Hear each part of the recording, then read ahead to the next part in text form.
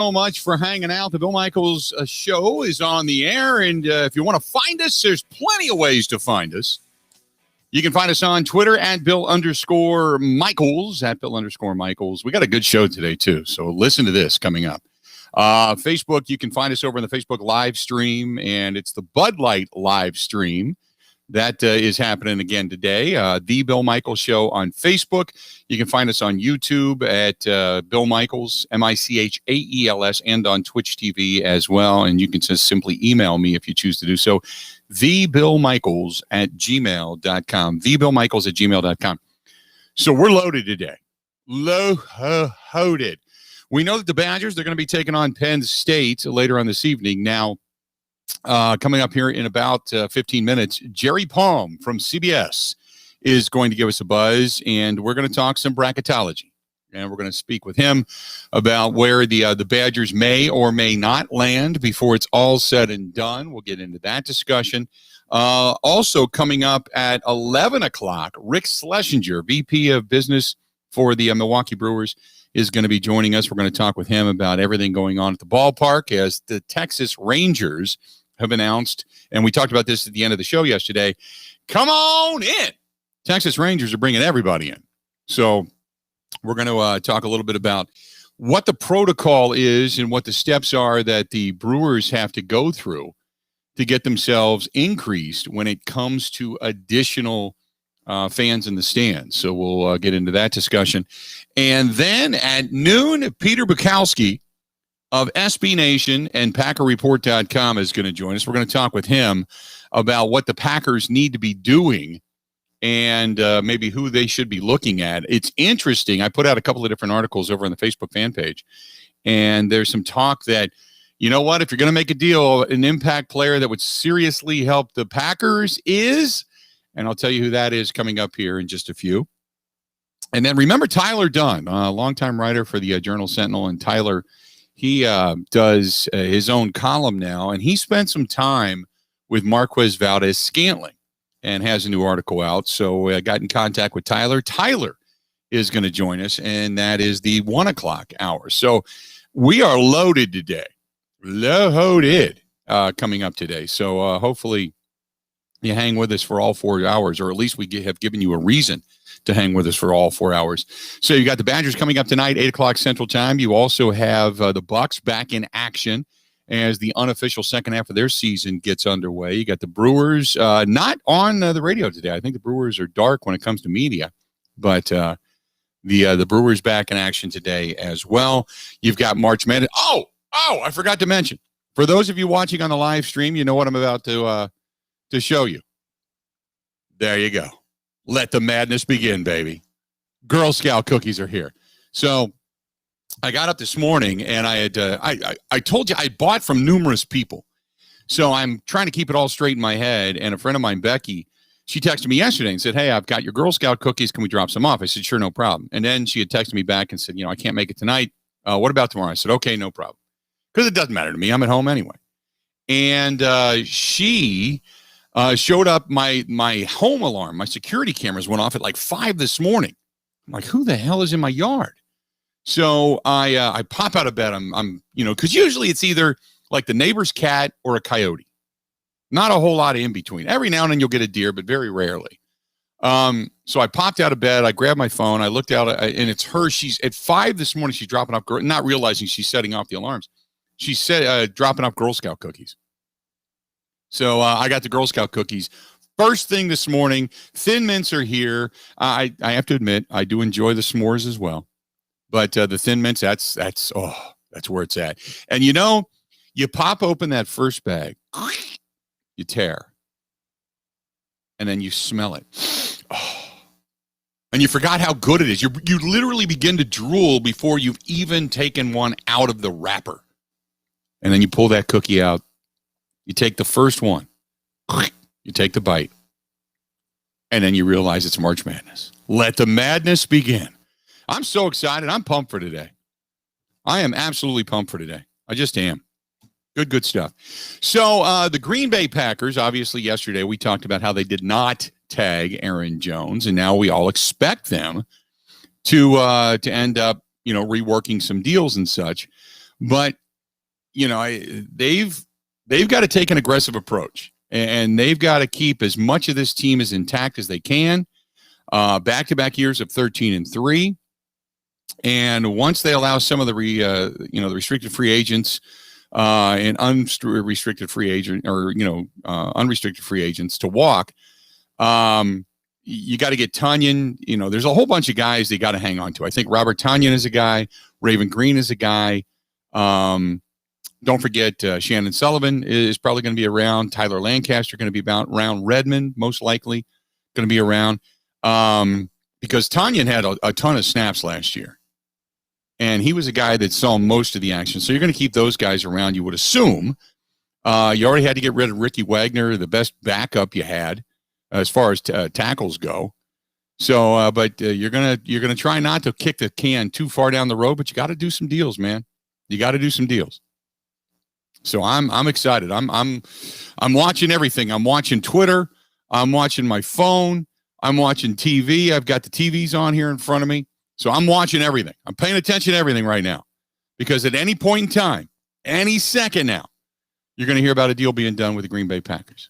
Hopefully it's sooner rather than later, because the suspense is killing me at this point.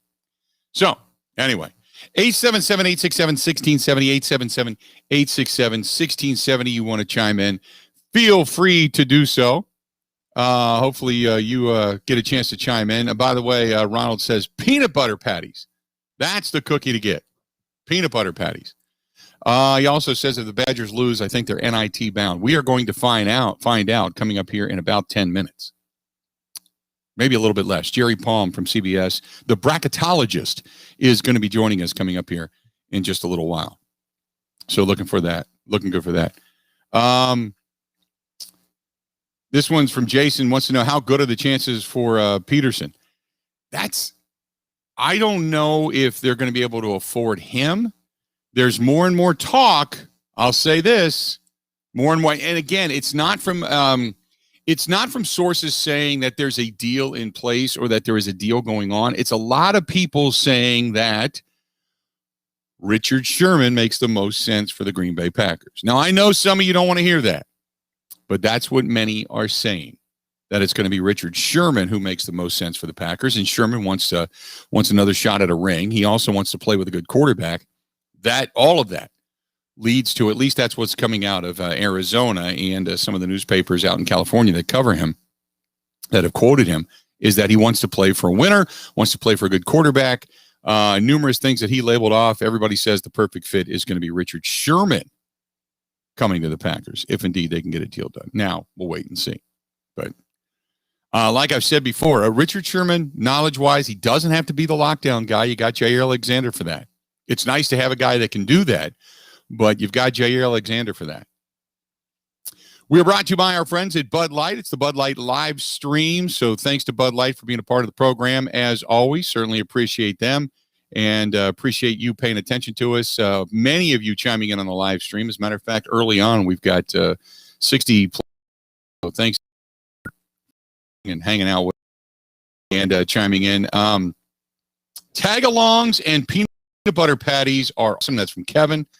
Tom says, I'd always liked Richard Sherman. I would welcome that. Mac Daddy says, Richard Sherman, tremendous player, big mouth, don't need that in his locker room. I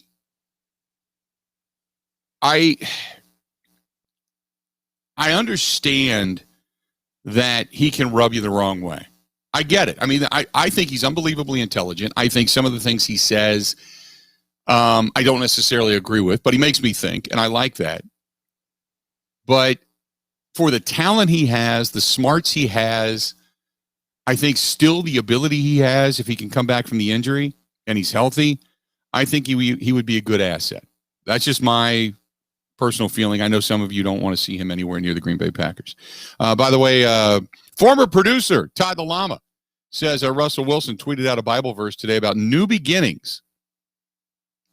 New beginnings. He believes that he's surely coming to the Bears. I don't think Russell Wilson's going to the Bears. Just my sense, but I don't think it's going to happen.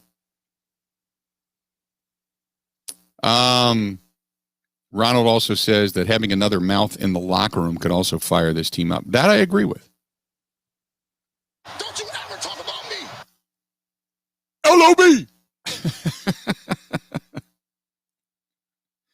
LOB.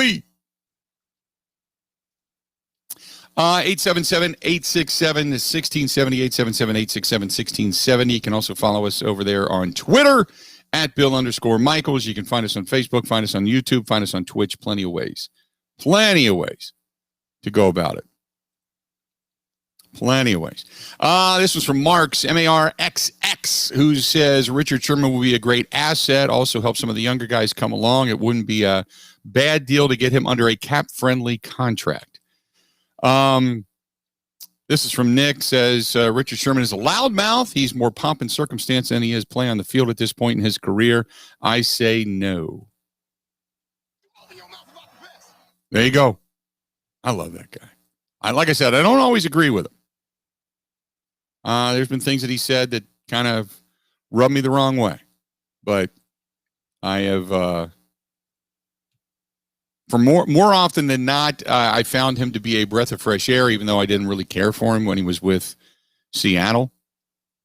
But when it came to play on the field, you couldn't deny what he did. He was good.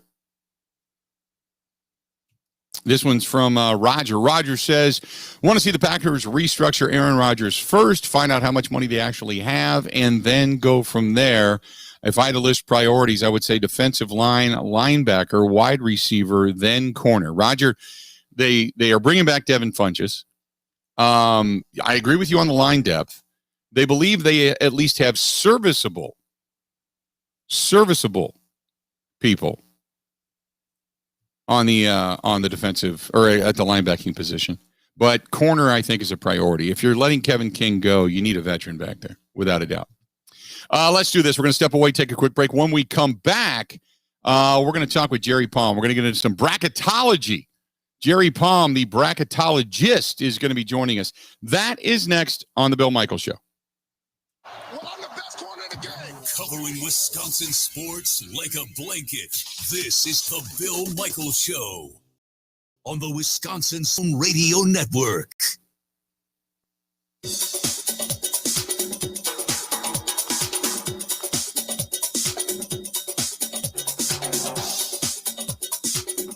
Bill Michaels will resume in 3 minutes.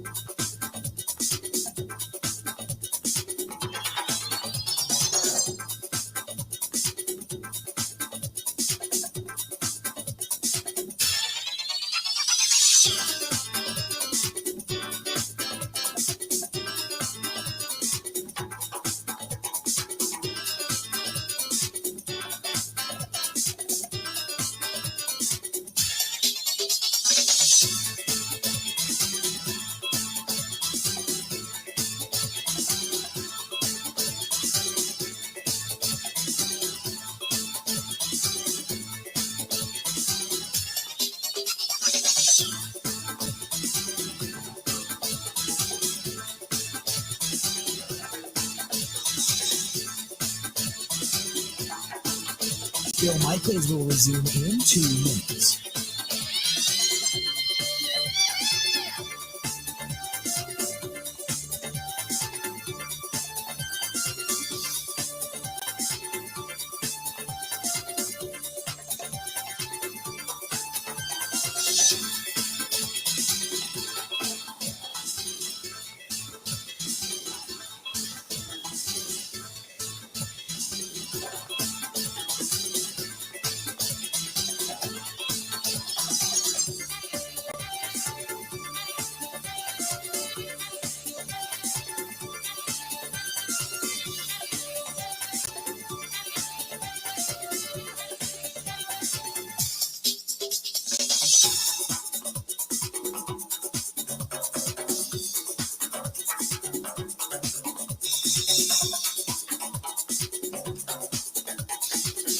Bill Michaels will resume in 1 minute.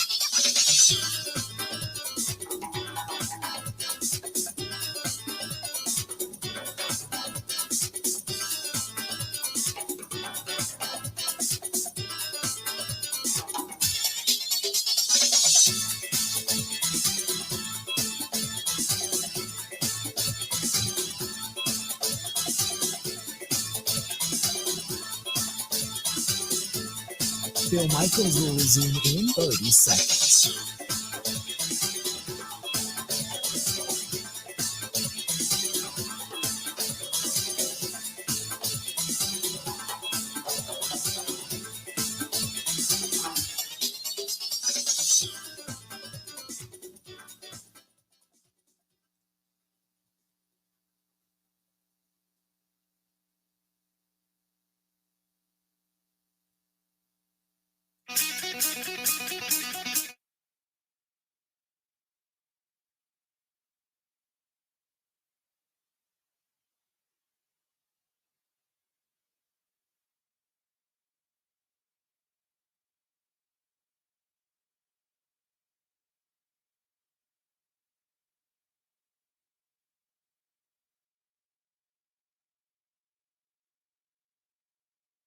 We're on the air. We are glad you are with us. 877-867-1670. 877-867-1670. Thanks so much, as I said, as always, and appreciate you being here. Time to talk about some NCAA tournament, and you've got some teams that obviously have of interest. Wisconsin Badgers play Penn State coming up later on this evening. Talking to us now from CBS, Jerry Palm, the bracketologist, joining us on the line. Jerry, how you been? I'm doing all right. How are you? Doing well. So give us first and foremost the lowdown on Wisconsin. Wisconsin has not had the end of the season that they were hoping for. They've got Penn State coming up tonight. Where do you see them right now, and what happens if they lose tonight? Well, I've got them in the middle of the bracket, I believe, in an 8-9 game. Wisconsin's, they're 16-11. 8 of those losses have come to the 5 teams ahead of them in the conference standings. They're 0-8 against that group of teams, which is why they're a middle of the bracket team and not somewhere better. Losing to Penn State probably still keeps them in an 8-9 game. Penn State, while they had a rough year in terms of their record, is still not that bad of a team. They really aren't that bad of a team in the Big Ten this year. So it's all just relative. And if they beat Penn State and lose the next one, they're probably right about where they are. So they'd have to really, make an impression, start to beat some of those teams ahead of them if they want to move up the bracket from where they are. When you look at Wisconsin and the season that they've had, there was a lot of expectation coming into this season. Their signature win, would you consider that over Loyola Chicago? Yes, and that's part of the problem, is that their best win is Loyola or maybe Rutgers. They beat Rutgers, right? Yeah. I haven't got it in front of me, but I seem to remember that. So, Rutgers will probably be higher in the bracket than Loyola, but it's, yeah, and that's the point. The 5 best teams in this league, the 4 that are probably going to be 1 and 2 seed type of teams, and then Purdue, they're 0-8, and that's why they haven't been able to get any traction in the bracket, because they haven't been able to beat the better teams in what's a very good league. I see that.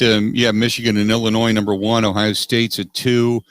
You've got Rutgers in there, Maryland in there. Iowa, yes, Iowa as well. Yeah, it's how strong is the Big Ten this year? It's great. I mean, it's as good as it may have ever been. 4 teams that high in the bracket. You've got Purdue as a 4-ish, depending on how things go for the Boilers, and that's a team with no seniors. Wisconsin, Rutgers in the middle of the bracket with Michigan State now. I'm forgetting somebody. Oh no, I guess I'm not. That's 8, and then maybe Maryland. Maryland has kind of played their way down and might play their way out if they don't win today against Michigan State, because they're only 2 games above 500 entering today's action, and that game starts at the bottom of the hour, I think. Yeah. And they, that if they're only 1 game above 500 at the end of the day, boy, it's going to be a hard swallow for the committee to take that and then go out and explain why they're in the tournament and not 22-4 Drake. When you look at some of the blue bloods, we still talk about Duke, obviously, North Carolina, the same. Duke trying to play their way in. Nice win last night over Louisville. Are they still in danger of not making the tournament, or is it something that they're kind of getting hot at the right time, that they have a legitimate shot at being there? Well, unfortunately, it seems that you have just missed the breaking news that has happened in the last 10 minutes, but Duke is out of the ACC tournament due to a COVID problem. Oh, boy. So, yeah, that really just broke in the last 10 or 15 minutes. So, yeah, that's I felt they had to win the conference tournament to get in. but they still had a chance to do that, but they don't now. So they will miss the ACC tournament and they will miss the NCAA tournament because they won't be good enough to get selected. And I'm actually not sure if they would have been able to pass COVID protocol either, because you have to test, test negative for 7 straight days. Mm-hmm. And today is 7 days before the first 4. So, and the team they played yesterday, Louisville, is probably holding their breath, because they'll be in testing protocols too for Right. a possible spot in the NCAA tournament.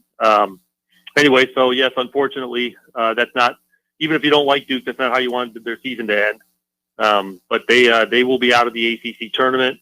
And then the other big name blue blood that has had a tough season is Kentucky. And Kentucky would have to win the SEC tournament. And, it's just one of those things where you look at them and you think, well, gosh, the talent's there, right? Mm-hmm. Is the light ever going to go on for them? Because if it does, the talent is good enough to win that tournament. But they'd steal a bid from somebody. I was just talking to a buddy of mine who lives down in northern Kentucky, and he says they're just screaming down there because you're right. This team has had a lot of talent, and they just haven't been able to get it done. What has been the problem this year, do you know? I don't. I don't know that I've seen enough of them play because I really only will have to watch the teams that – it's hard enough for me to watch teams that are possible tournament teams. So I don't really pay much attention to those that aren't. But I know that they're a very young team. Every year they're a very young team. And, maybe the fact that the pandemic, shortened preseason workouts and things like that made it difficult for them to bring things together like they normally might. But you would think that even if that was a problem, they'd have caught up by now. So I think they just, it's a young team that couldn't get going and maybe just lost confidence along the way. Some of the teams that are kind of sitting on the bubble right now that need to get some wins to get in. Give me the rundown. Well, Maryland for sure. We just talked about them. Seemingly the entire Mountain West, certainly the top 4 teams in that league. There's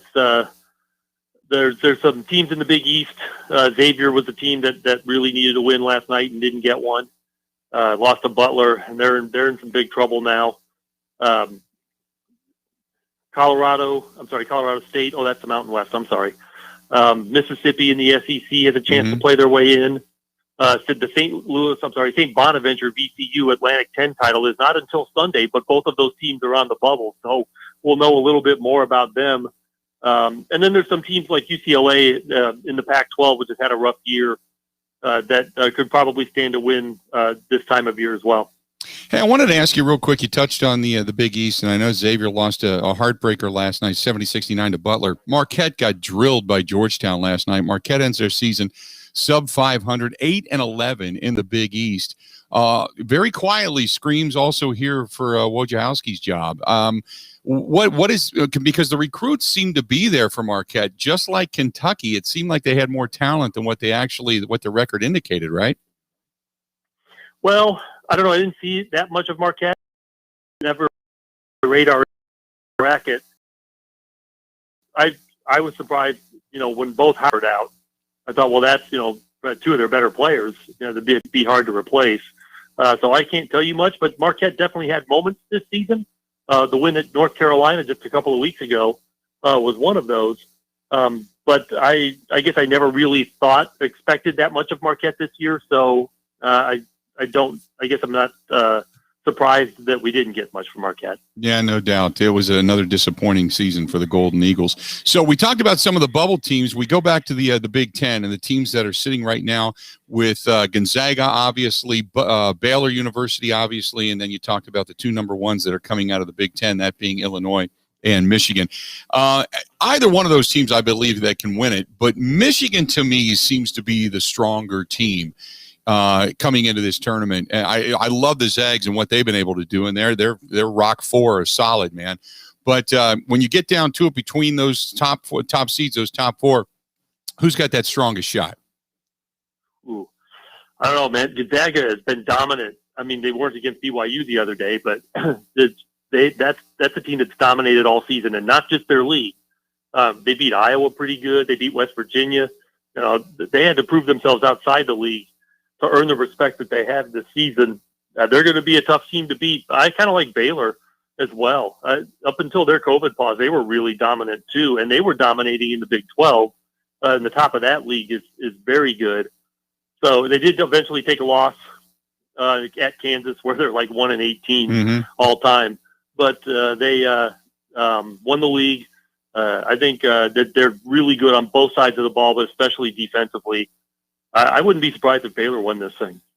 Always great to talk to you, Jerry. I appreciate it. It's going to be interesting come Sunday, because this is a weird year for the tournament, isn't it? Just a kind of a, with COVID and such, obviously, but strange circumstances. You're seeing new powers. You're seeing old powers that are not making it to the tournament or struggling to get there. It's a weird year, right?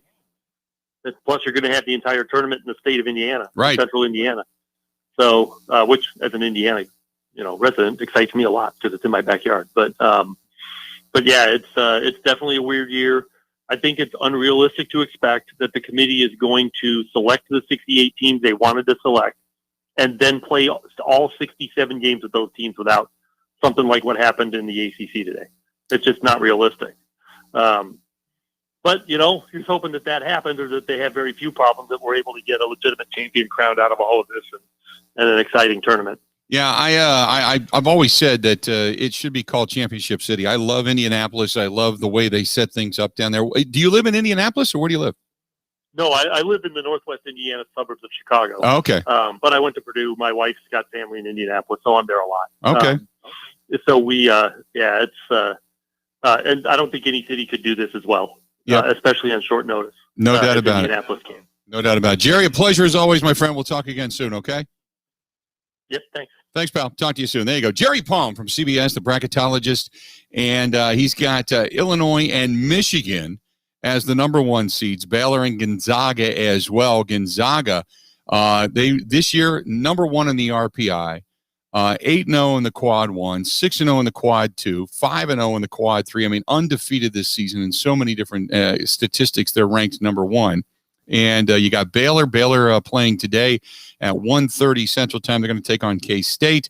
You've got Ohio State taking on Minnesota today. That game comes up at 1 o'clock over on the Big Ten Network in the Big Ten tournament. So a lot of good stuff today is college basketball and the conference tournaments well underway, and a lot of excitement. And like I said, once you get the Girl Scout cookies, man, you're just right around the corner for March Madness. So I'm completely geeked. Thanks to Jerry for joining us. We certainly appreciate it. We are broadcasting in the Bud Light Live studios, the Bud Light live stream studios. So thanks to our friends at Bud Light. Also, thanks to our friends at Quick Trip. Quick Trip, by the way, they have those take-home meals. If you're going to be sitting around watching conference tournaments, there's nothing, because you're going to forget to cook for yourself. You know what I mean? So there's nothing better than stopping over to Quick Trip real quick. Stop and get it quick. Stop in. Use your Quick Rewards card, get one of those take-home meals, pop it in, you're good to go, ready to heat and eat, and oh my gosh, are they good. And the best part about it, Quick Trip giving away $50,000 in cash, one $10,000 winner each week for 5 weeks. You can take home meals freshly every damn day if you choose to do so during the tournament. And take one home today, and you could be taking home $10,000 in cash. Use that Quick Rewards card, no purchase necessary. See store for details, and our friends at Quick Trip, they are the official fuel and convenience store sponsor of the Bill Michaels Sports Talk Network. I was up there today, said hi to the gang, and as a matter of fact, I stopped in because I had to get another gallon of milk for the dogs.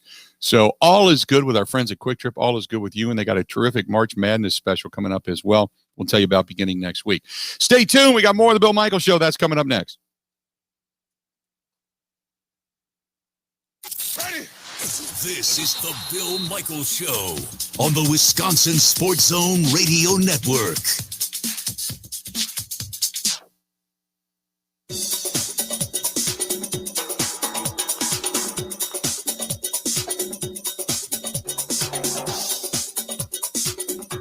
Bill Michaels will resume in 5 minutes.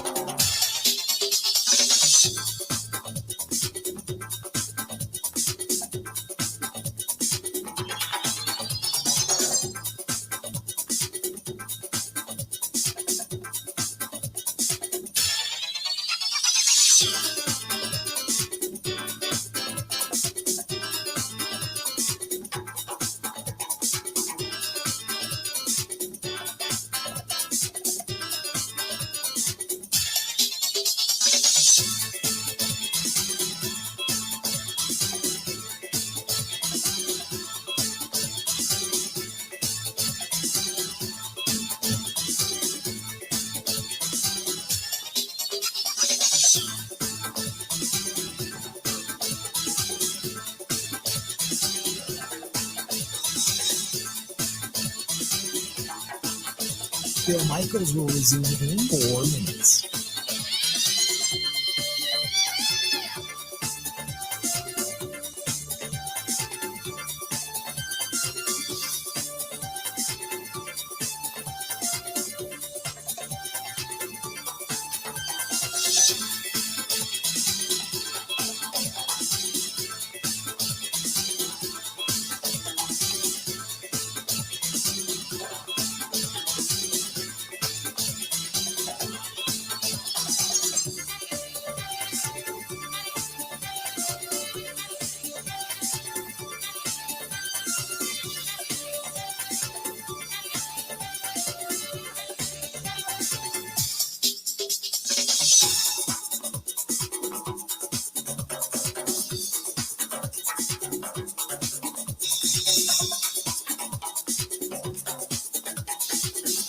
Bill Michaels will resume in 3 minutes.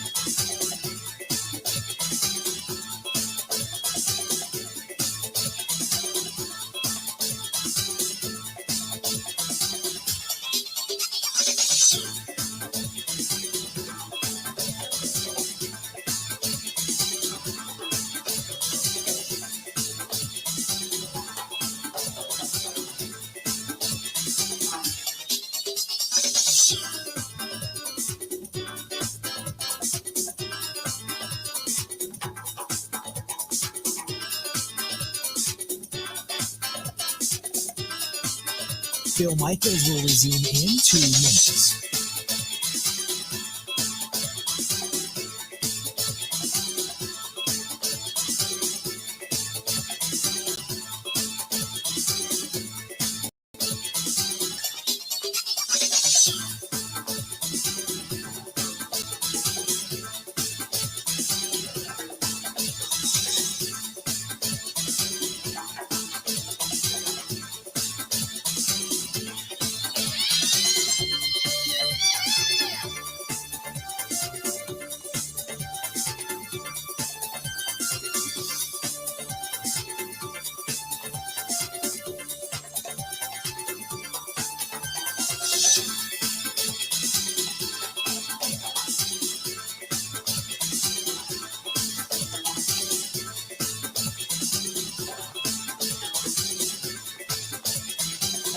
Bill Michaels will resume in 1 minute.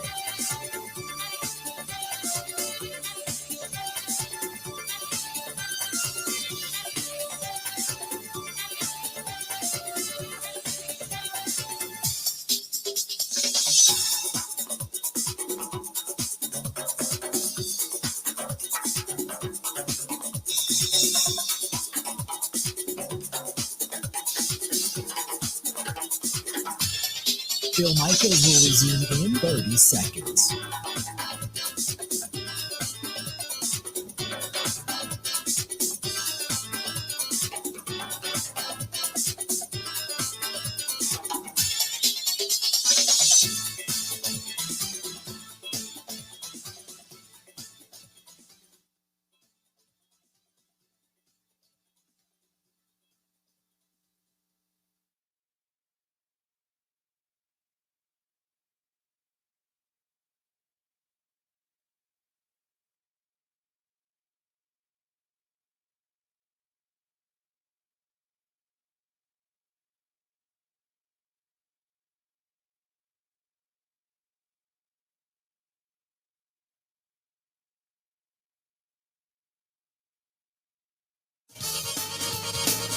Welcome back, the Bill Michaels Show. We continue on. Some breaking news in many different facets. You heard a little bit of it earlier when Jerry Palm joined us from CBS, and the news is Duke men's basketball team out of the tournament.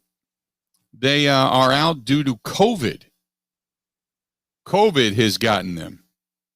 So Duke is out of the ACC tournament after a positive COVID-19 test within the program. The conference making that announcement just about 25, 30 minutes ago.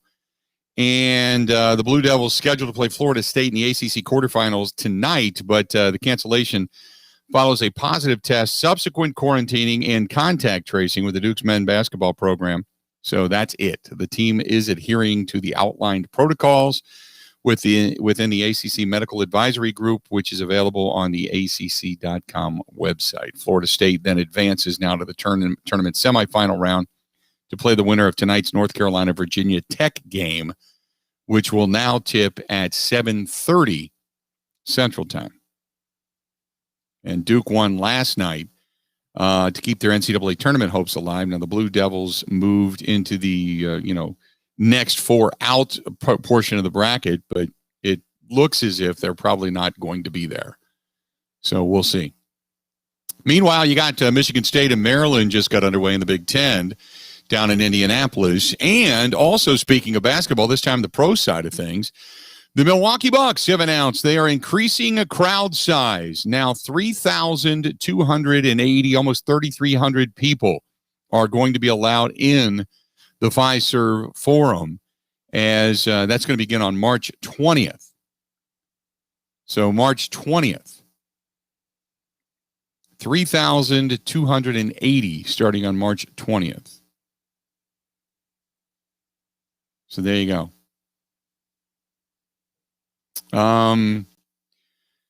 Chris Phineas, our good buddy, says Coach K didn't want to play this season anyway. He quit on his non-conference season. The team underperformed all year long. Player quits the team. Now Coach K pulls the pin on the season, citing COVID. How fitting. And there you go. That is our buddy Chris Phineas. If you want to chime in, 877-867-1670, coming up at the top of the hour, we are going to hear from Rick Schlesinger. He is the vice president of business for the Milwaukee Brewers. We'll get his thoughts, as Texas has said they are going to open it wide open when it comes to their opening day. They are going to allow full capacity inside their stadium. That news was breaking when we were getting off the air yesterday. So, we're going to talk with him about that, about the team, about how surprising it was that they spent money this year with Colton Wong and obviously getting Jackie Bradley Jr. So we'll get into that discussion. And if you're following us over on the YouTube or Twitch TV, just simply search Bill Michaels and you can see us there. Thanks to everybody for following over there. Brett says, so if Wisconsin is a 8 or 9, they have to go either Baylor or Zag's bracket, you would assume. Yes, you're correct. At least that's where they are right now. That's where they are right now. So if they get in, they have Wisconsin taking on the 8 seed Oklahoma. Then they would face Gonzaga after that. The undefeated Zags, who are number 1 in the country and damn near number 1 in every statistical category. They went in as a not going to play. He has Rutgers sitting at number 8 in the South bracket, going up against Baylor.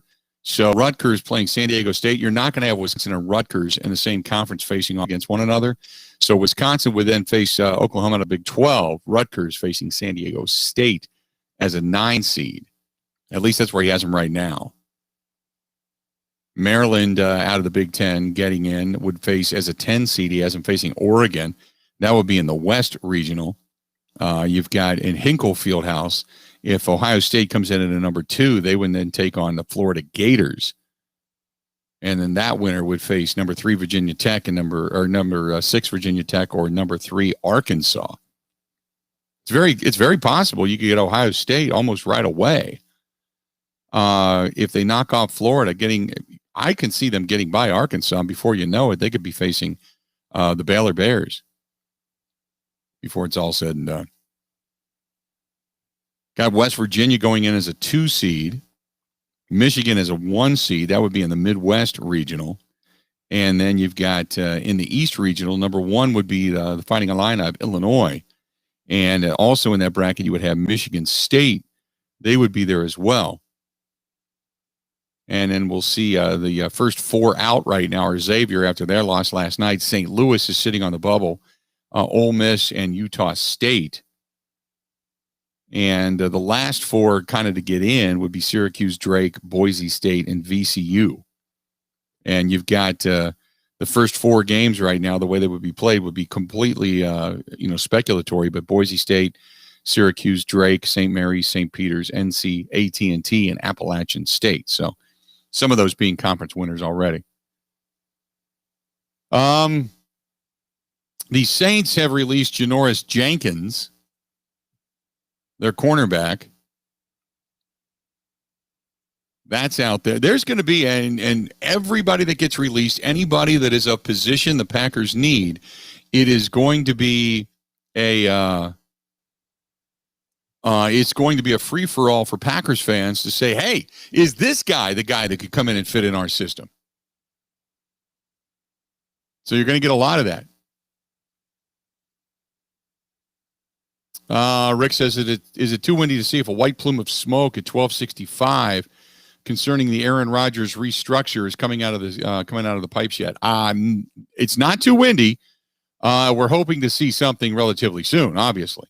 You have until Sunday, but you'd like to get that done sooner rather than later.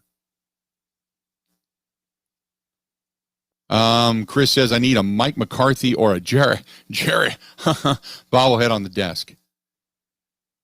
I'd take a Mike McCarthy bobblehead. I'd take a Jerry Jones bobblehead, too.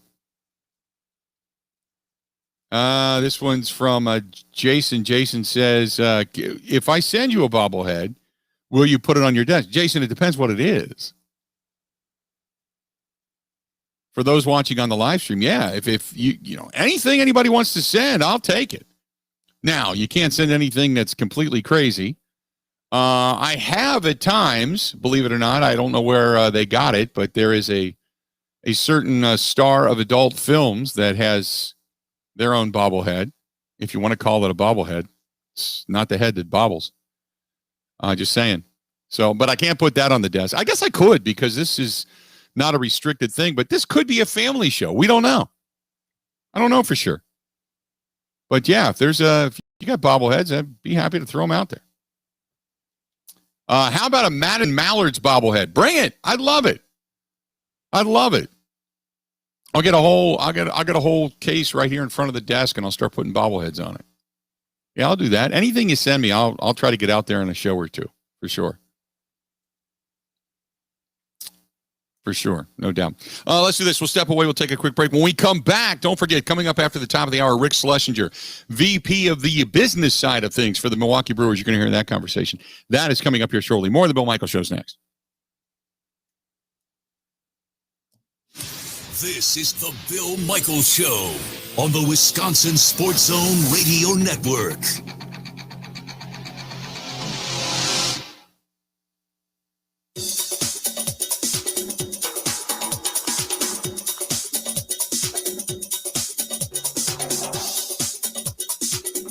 Bill Michaels will resume in 3 minutes.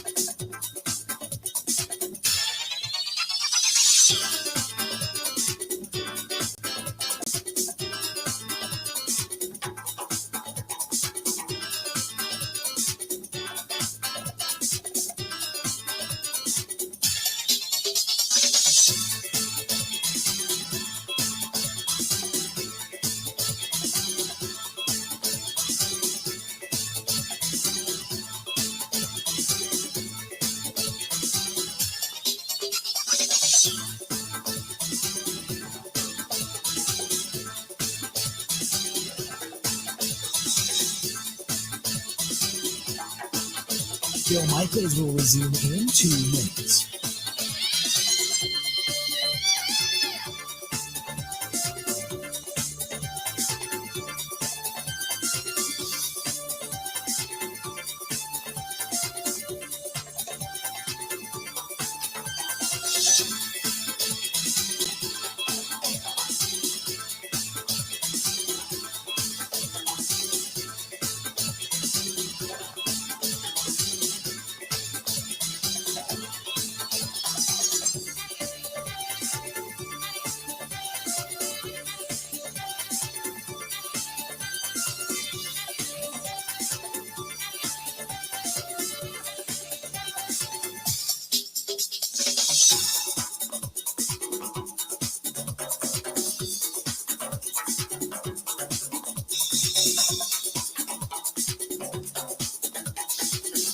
Bill Michaels will resume in 1 minute.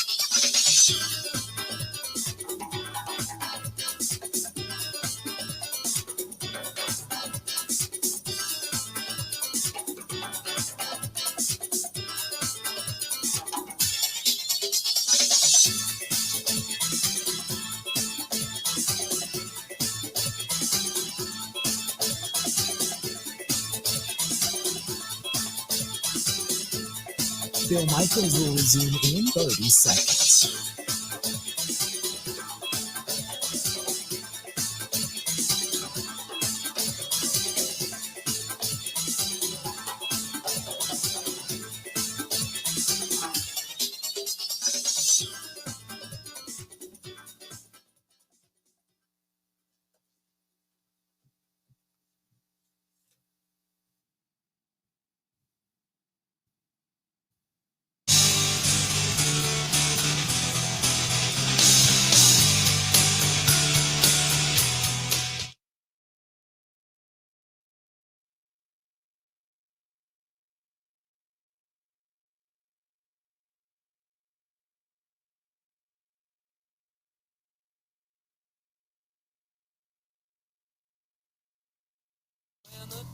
Thanks so much. Appreciate it.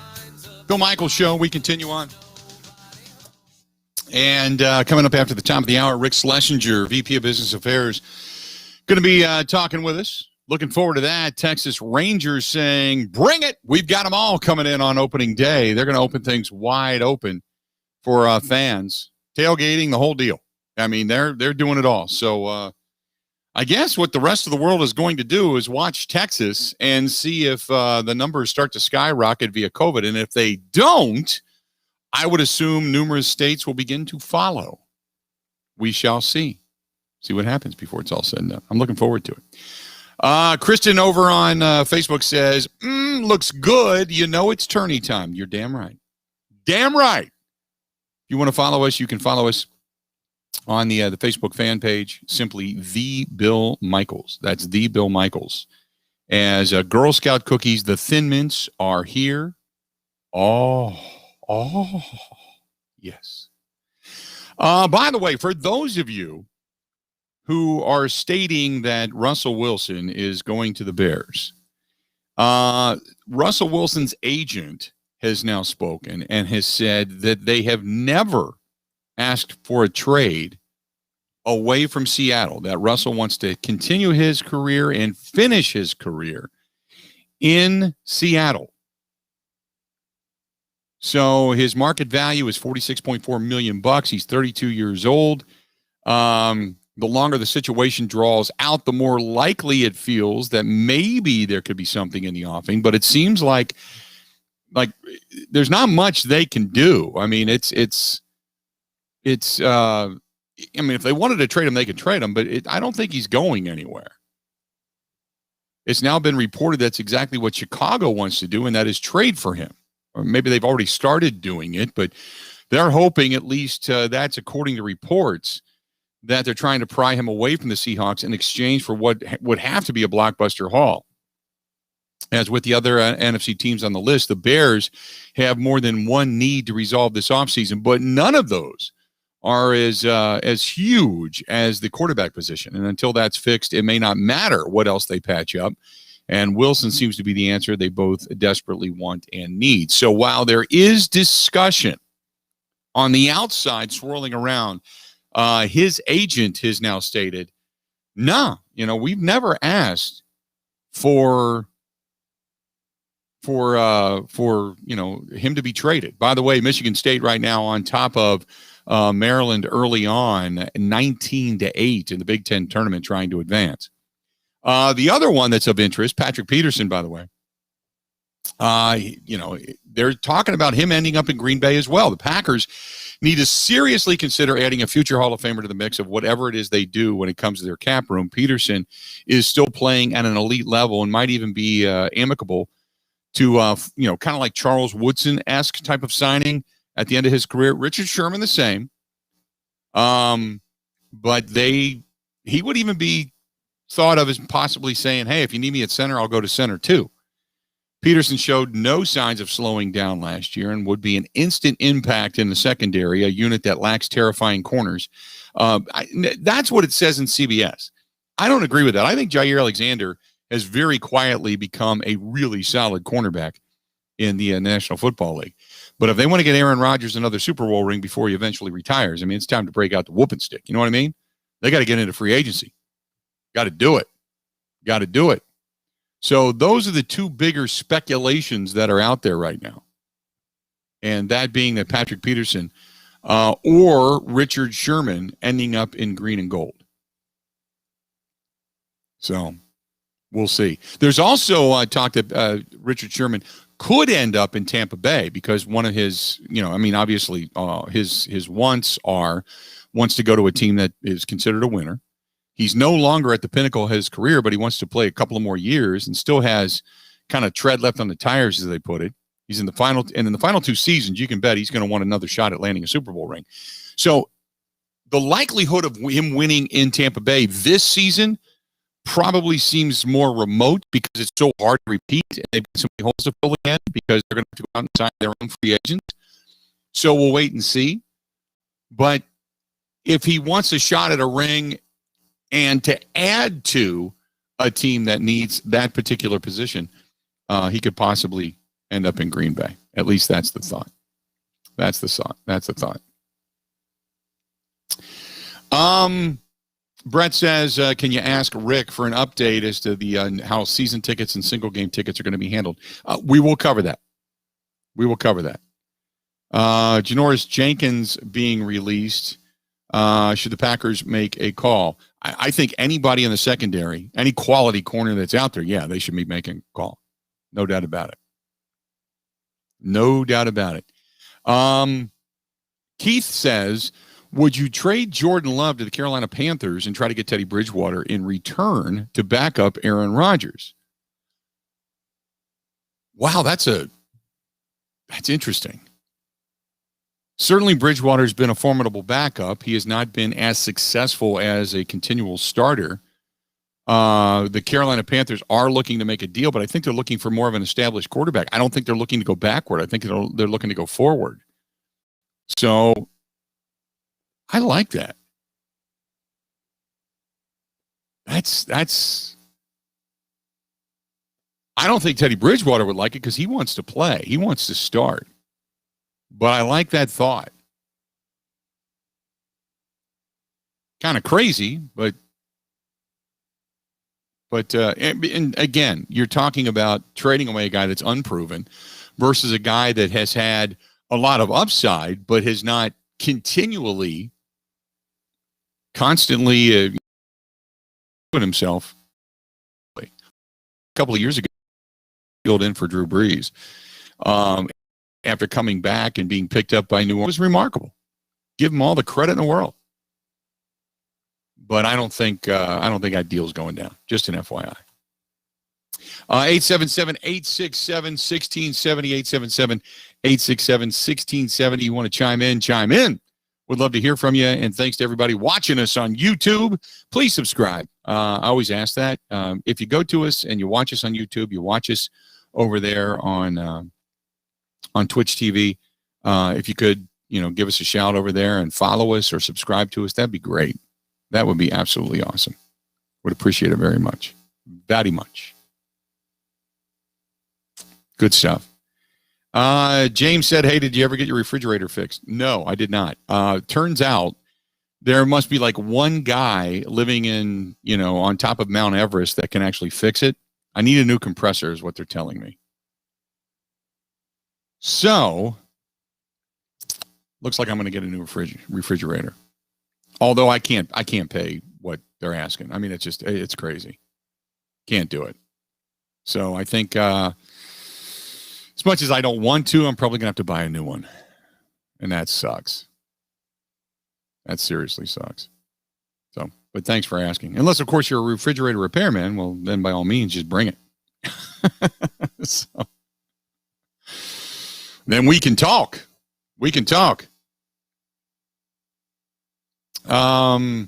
Hey, Bill, I am also having issues with my newly installed refrigerator. What kind is it, Austin?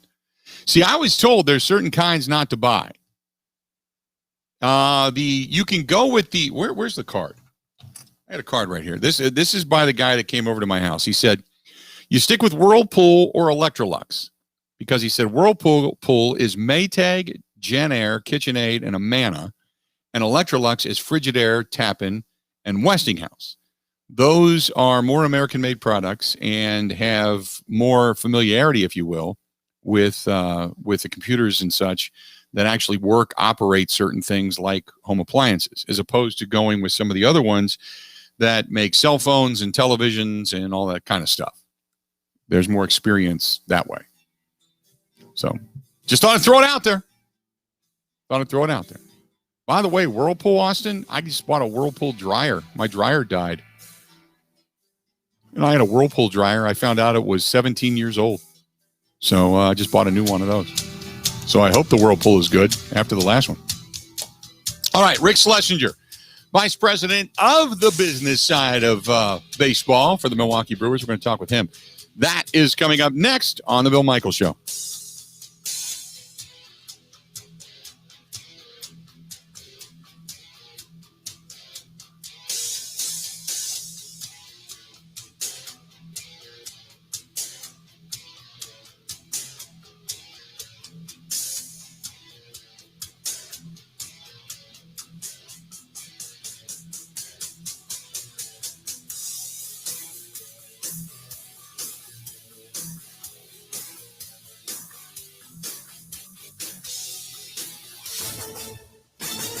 This is a Wisconsin Sports Zone update. Well, Wisconsin basketball has its opponent for the second round of the Big Ten tournament. Penn State would storm back from 14 down at half to beat Nebraska Wednesday night. The Nittany Lions will now move on to face the Badgers tonight in Indianapolis for a tip-off at 8 o'clock. Here's more from Dimitri Trice. I like where everybody's head's at. I think that we're trending in the right direction at the right time, and I think the guys are really excited to continue to progress forward. We know that it's win or go home, so we got to bring our A game for 40 minutes each and every game. Wisconsin football held their pro day yesterday, and out of the 10 players that worked out, cornerback Rashad Wildgoose was the star of the show. Wildgoose ran a 4.41 second 40-yard dash, a number that would have been topped by just 4 cornerbacks at last year's NFL Combine. His 3-cone shuttle time as well as his vertical would have been top 10 as well. Here's more from Wildgoose. To an NFL defense, I'm going to bring confidence, energy, and I feel like I'm versatile. Like, I can play corner, nickel, safety. They can move me around and get big plays all around the field for me. Round 1 of the NFL's draft is set for Thursday night, April 29th. From the kennel to the coop, whatever the season, Fleet Farm has everything to keep your animals happy and healthy. From training your pup to sit season to mastering those retrieval skills season. From clipping your horse for competition season to keeping the backyard birds well-fed season. And of course, loving your pets like family season. There's a reason people say, if Fleet Farm doesn't have it, you don't need it. Because we have it all. Fleet Farm, built for real life. The Milwaukee Brewers would fall in Cactus League action 9-1 to the Oakland A's. Now, they only had 4 hits, but in the 2 games previous to that, they had combined 31 hits. Manager Craig Counsell says he recognizes it's a small sample size, but it's off to a good start for his club mentally. The Crew is back at it today against the Royals, first pitch at 2:10. For the Wisconsin Sports Zone Network, I'm Ebo.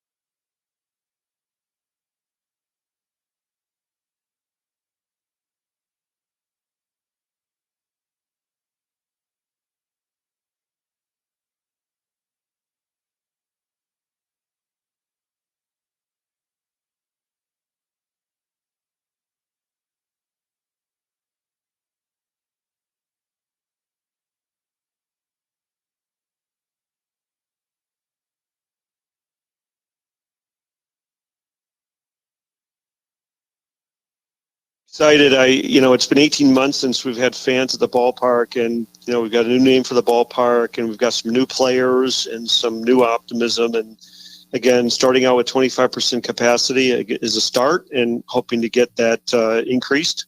I'm wondering when, because I saw the Texas Rangers announce that, they're going to go 100% come opening day.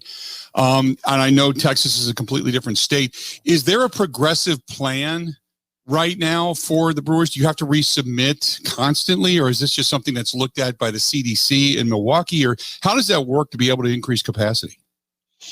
Yeah, there's no formal dates or formal grid. It's simply, going to the city of Milwaukee Health Department with data and information, and being in, continual dialogue with them to, assure them that we can increase capacity and maintain safety.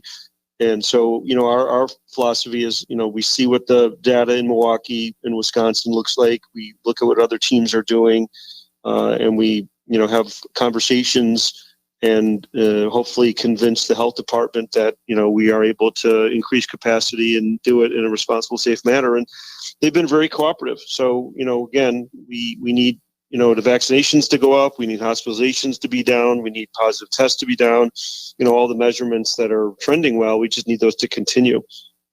There's always things at the ballpark that you guys are doing, things to upgrade the ballpark in many different facets. Tell me, what did last year do to the ability or the inability to look forward to the future of the ballpark? Do projects have to be put off for a couple of years, or is this something that you continually forge forward and you just kind of wait and see how the market dictates? And because you guys are always doing something progressive at the ballpark, and I just wanted to know if maybe some of those things had to be put on the back burner for the time being.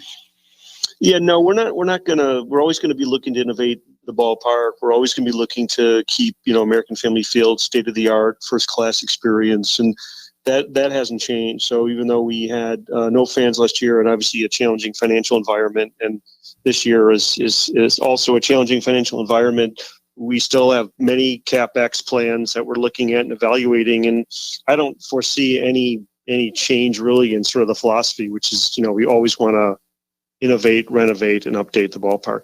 So moving forward, did you guys, it's been impressive to see that you guys picked up Colton Wong, you picked up Jackie Bradley Jr. in a year in which you guys and revenue was down. But the philosophy has always been, and now it's been emphatically stamped, that if there's a shot at going forward and getting wins and putting a championship ahead of things, this was the ultimate example of that. You talk about telling your fans you're in it to win it. This offseason, Rick, I got to be honest, I was completely impressed with, because I did not expect this. So was this a surprise to you guys that David Stearns came and said, can we do this? And Mark Attanasio said, let's go for it? Or was this something that if it happens to fall in your lap, go ahead and do it? Yeah, I think Mark hasn't wavered from his philosophy that he brought to the club when he purchased the club in 2005, which is, we want to win. And, that's the mission statement. And, obviously nobody cares that the Brewers lost a lot of money last year. The fans want a winner, and so do we. And so does our ownership, and so does David Stearns. So, we happen to be in a situation where our division is very competitive. We happen to be in a situation where we've got a lot of young, talented, really good players to build around, and adding, pieces like Colton Wong and Jackie Bradley Jr. to an already good team, I think puts us in a position to really be impactful. And again, the division is wide open. There are 4 really good teams that are evenly balanced in the Central, and 4 teams from the Central made the postseason last year.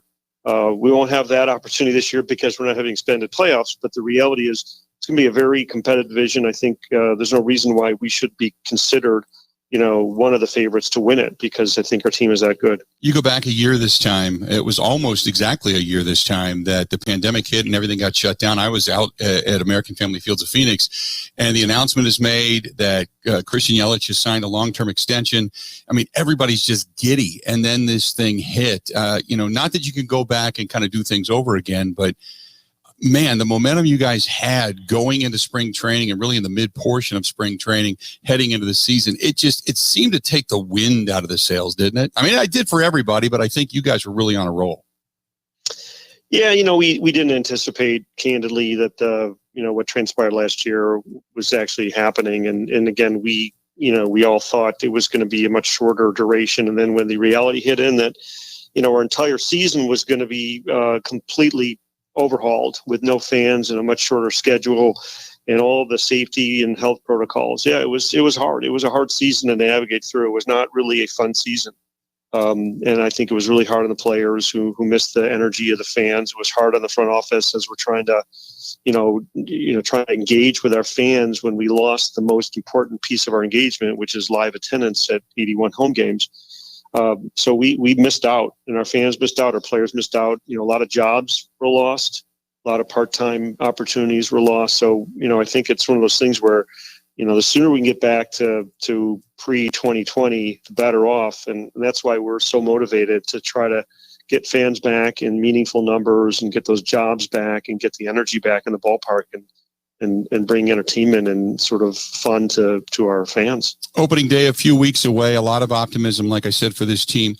I know there isn't any tailgating in the parking lots, and God knows we wish there were, because it should be a national holiday, or at least a holiday in the state of Wisconsin. But how does that then get determined? Because I don't understand, philosophically speaking, why there couldn't be tailgating in the parking lot if you can have fans in the stadium. So can you explain that to me, and how when maybe fans could expect to get back into the parking lots and start enjoying, like you said, getting back to pre-2020? Yeah, I mean, we obviously fought hard for tailgating. It is part of our culture. We had a plan to be able to enforce so that these tailgate parties didn't get out of hand. And I think, the health department obviously is juggling a lot of things. And at the end of the day, I think they wanted to walk before we could run. But I'm confident, frankly, once they see how we're operating and once we see how well our fans behave under the guidelines, that they'll be reconvening their internal folks to talk about tailgating, because clearly we want tailgating.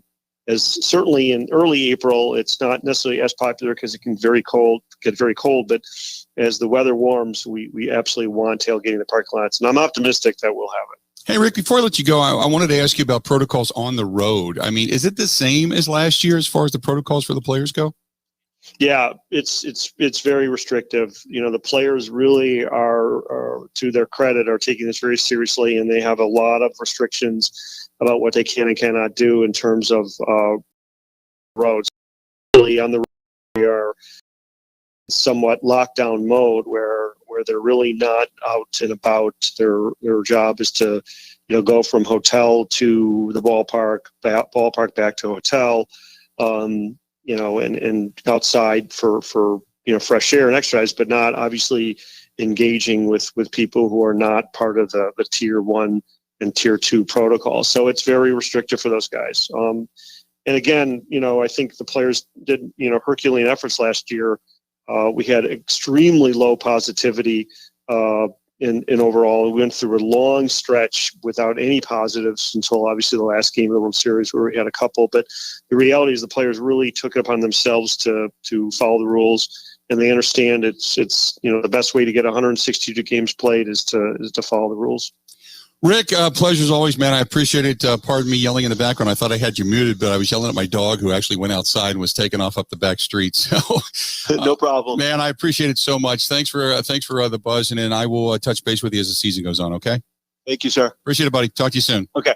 There you go, Rick Schlesinger, VP of Business Affairs for the Milwaukee Brewers, and so it's the health department that will make the decision as to whether or not they can actually allow fans to tailgate.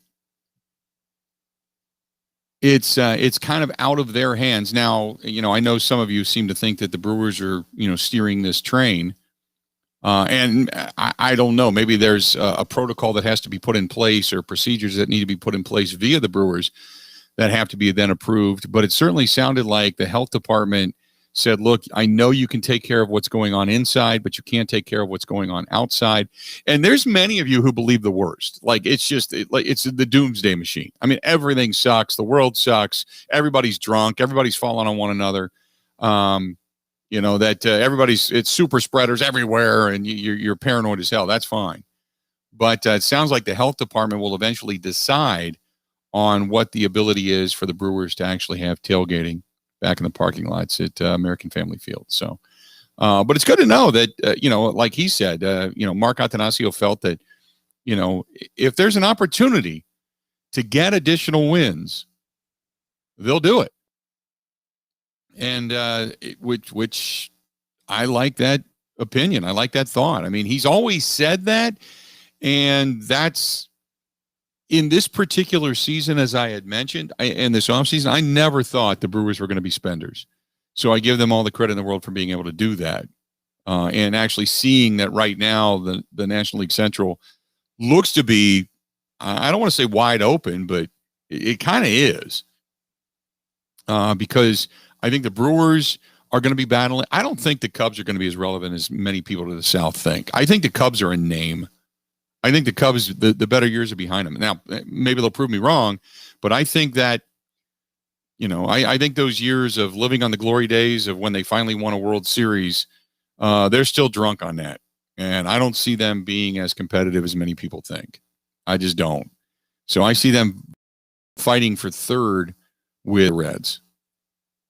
So that's just, my thought, but I see them fighting for third with the Reds. I don't see them being a viable competitor. So the Brewers took advantage of the situation, and I think the Brewers are going to be right there with the Cardinals. And if the Cardinals pitching doesn't hold up, I think the Brewers could be the quick jump out team that would end up having enough firepower to be able to get a win and to knock teams off in the National League Central. And in addition to that, win the National League Central. So hopefully it all, comes to fruition, but it's good to know that Mark Attanasio and like he said, and Mark continues to reiterate that if there's an opportunity for this team to get a win, for this team to be able to move forward and pick up another piece that's going to kind of hedge their bets, he's going to do it. That's the benefit of having an owner. When you talk about the Green Bay Packers, I'm glad 90% of the time the Packers don't have an owner. Every now and then I look at it and I go, man, I wish they had an owner. I wish they had one of those passionate owners behind the scenes that just said, you know what? No, we're going all in. Now, not Jerry Jones crazy, but I am glad that I wish at times they had an owner, but for the most part, I'm pretty glad that they do not. By the way, Maryland has come storming back, and they have made this close with just under 4 minutes remaining in the first half. They're only 2 points. They were down by as much as 12 at one point, and now it's a 26-24 ball game as they're taking on Michigan State in the Big Ten tournament. Stay tuned. We got more of the Bill Michaels Show up next. Covering Wisconsin sports like a blanket, this is the Bill Michaels Show on the Wisconsin Sports Zone Radio Network.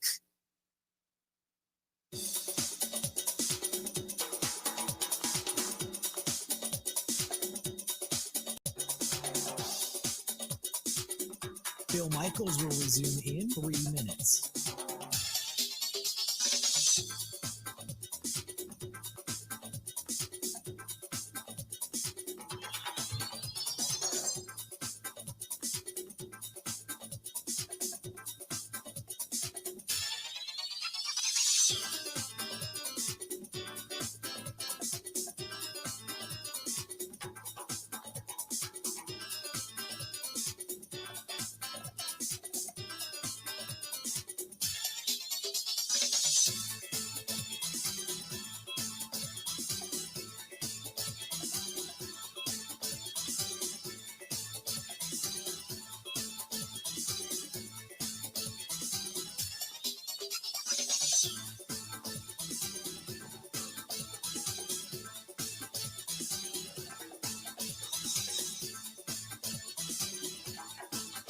Bill Michaels will resume in 2 minutes.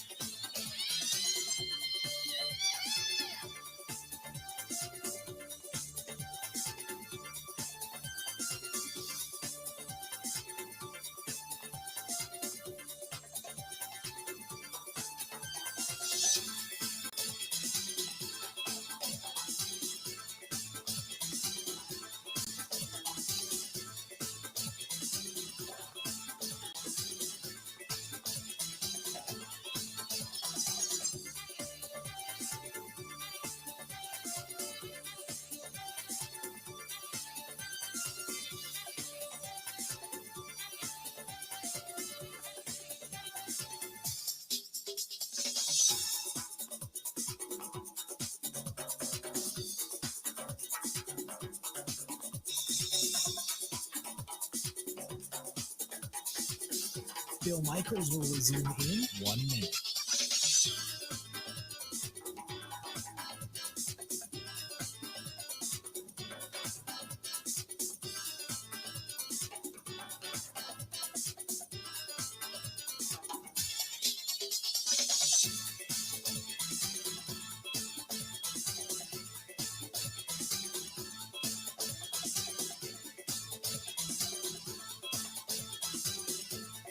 Bill Michaels will resume in 30 seconds.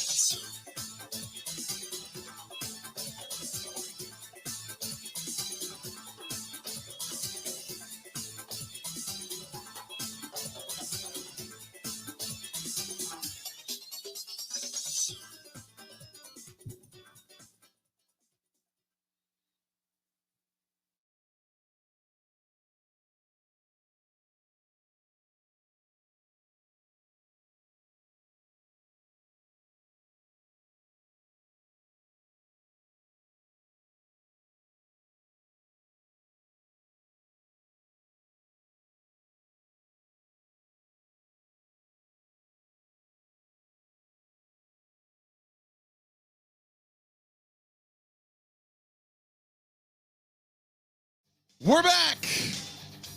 Thanks for taking a listen to us. The Bill Michaels Show. We continue on. Broadcasting live in the Bud Light studios on the Bud Light live stream. And yes, for those of you that have noticed, it is 99.9% complete. The new Bud Light studio here in the house is almost done. For the most part, it's done. For what you see in the live stream, it's pretty complete. It's pretty good. And thanks to everybody that had a hand in this. Thanks to our construction team. Thanks to Time Warner Cable Spectrum for coming over and getting us set up.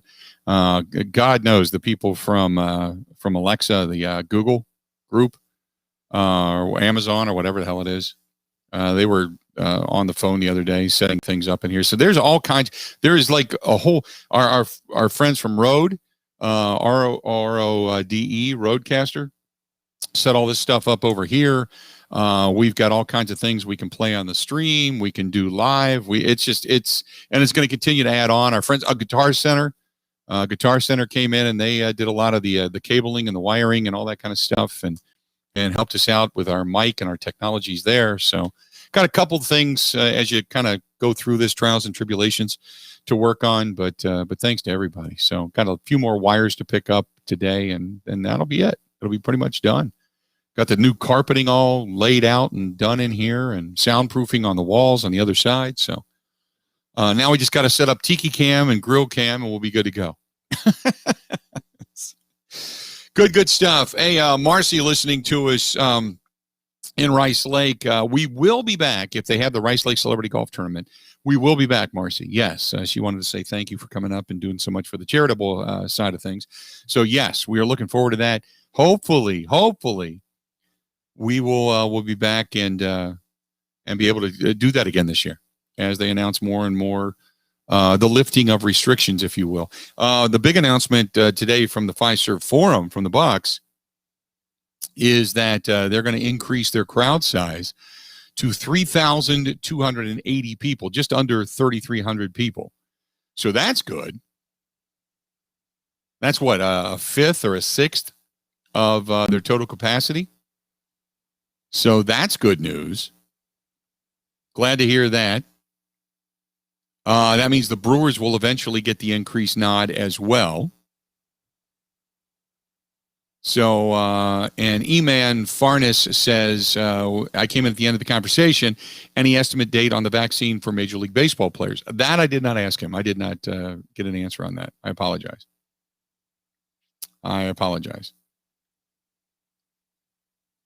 So we did talk about the protocols and on the road and everything they have to go through and such. So Sai says 18%, which is halfway between the 10% and the 25% requested by the Bucks. Science. And Stephanie says, I want to go back to a Bucks game soon. I wish they would increase it by at least 50%. I think some of this is just way overcautious. I also think it this way. It's also litigation. You know, litigation. I mean, it's not just the health department. It's what happens if somebody gets sick. I think it's litigation. But I think we've all discovered as well, even players that are living in bubbles, it can happen. I mean, it can happen to anybody anywhere. You can go get gas. Think about it. How many times have you gotten gas? You ran into the convenience store. You grabbed a couple of things off the shelf. You brought them home, and then you sterilized your hands. In the meantime, you've touched that pump, and if you grab, say, milk out of the refrigerator and you've washed your hands, but you didn't wash the handle on the milk, there you go. You've tried to do your due diligence. It just, in the transfer process, it didn't work, you know? So I think at some point or another, you know, either you know somebody that's had it, you've had it yourself, you're going to be vaccinated, or you figure at some point we're all going to have the herd immunity. So hopefully it happens sooner rather than later. I'm not a scientist. I don't know. Every time we talk about it, people get all pissed off. All the ones that want to wag their fingers and say everybody's dying and the world is coming to an end, those people get pissed off. So I don't want to make them mad today. I've made them mad so much. It isn't funny.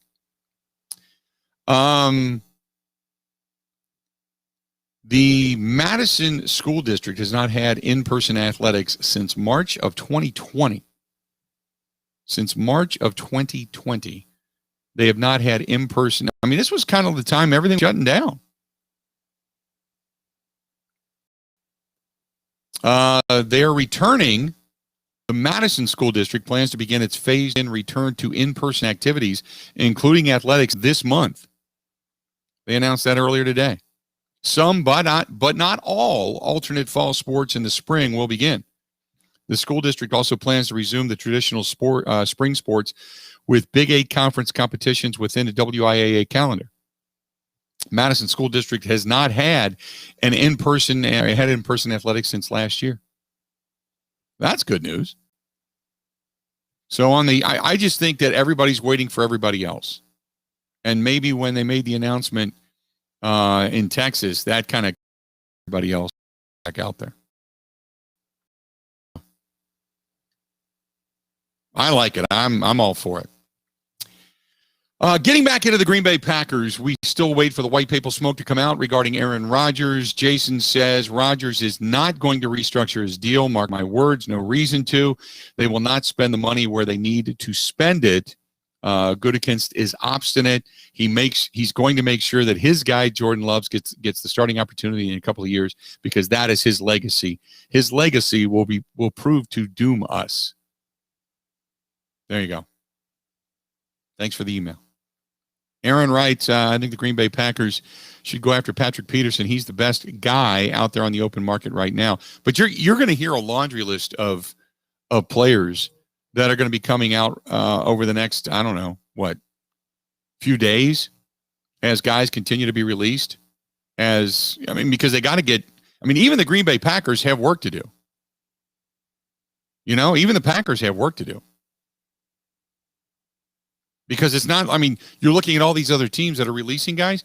They're going to guys right now and saying we need to restructure. We're going to have to cut a few players. There's going to be the June 1st cut downs that are still going to come as well. But you can't start signing guys if you don't have room to put them in there. So you're going to get that sooner rather than later. Now, the June 1st cuts, I expect, if they cannot deal Preston Smith, I think he would be a June 1st cut, and Dean Lowry. Both of those guys. 877-867-1670. Again, 877-867-1670. So I think, let's see here, Preston Smith. If you cut Preston Smith on June 1st, you will save yourself about $10 million. About $10 million. Dean Lowry, you make him a June 1st cut.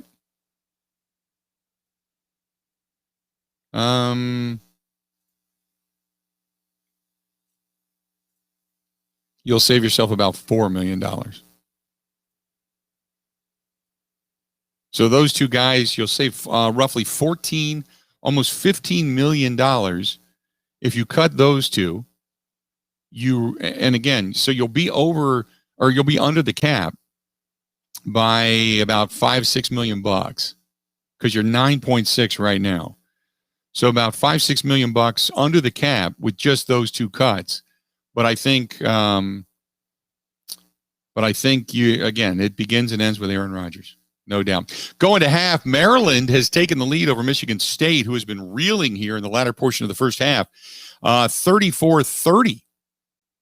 Going into the locker room at half, Maryland came storming back, starting hitting a bunch of threes, and not to mention the fact that Michigan State's been rather careless with the basketball in turning it over.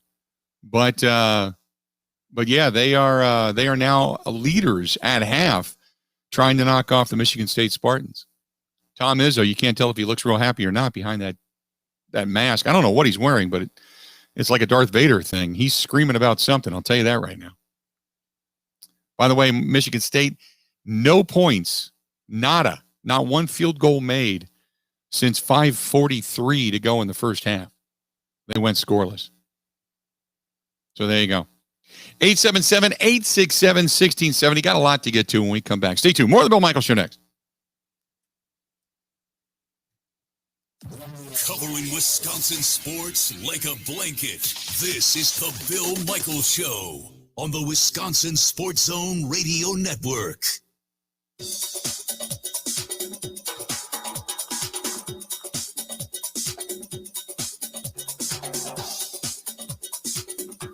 Bill Michaels will resume in 5 minutes.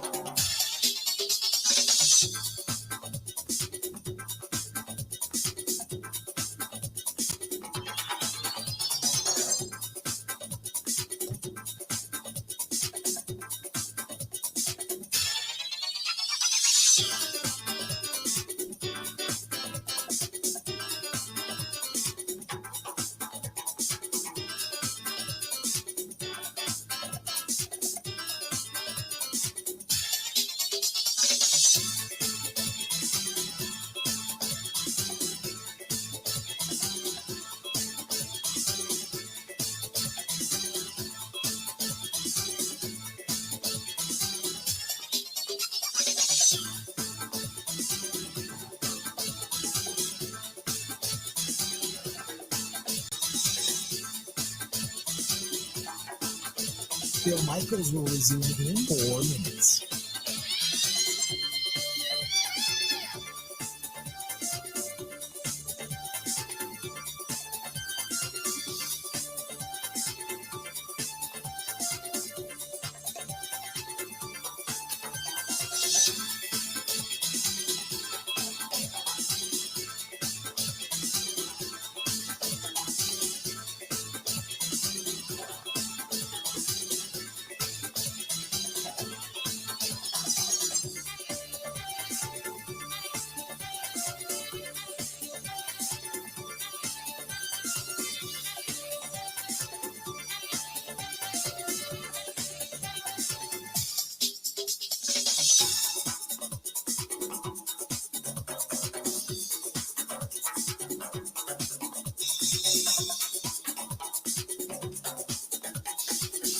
Bill Michaels will resume in 3 minutes.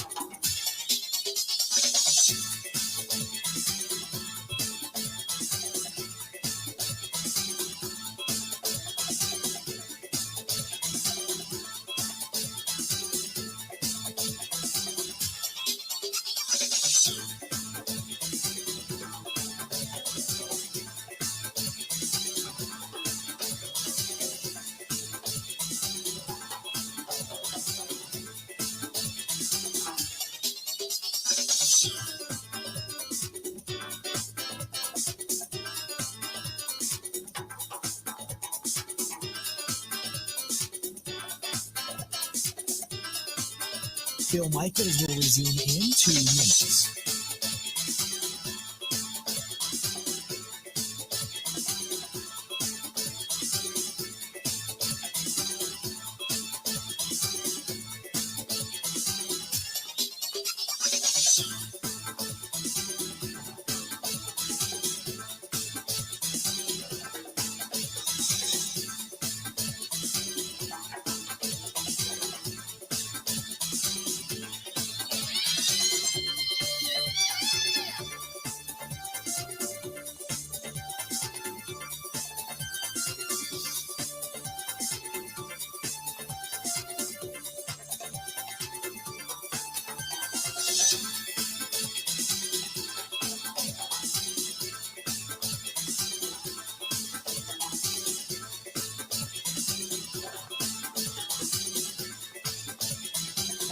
Bill Michaels will resume in 1 minute.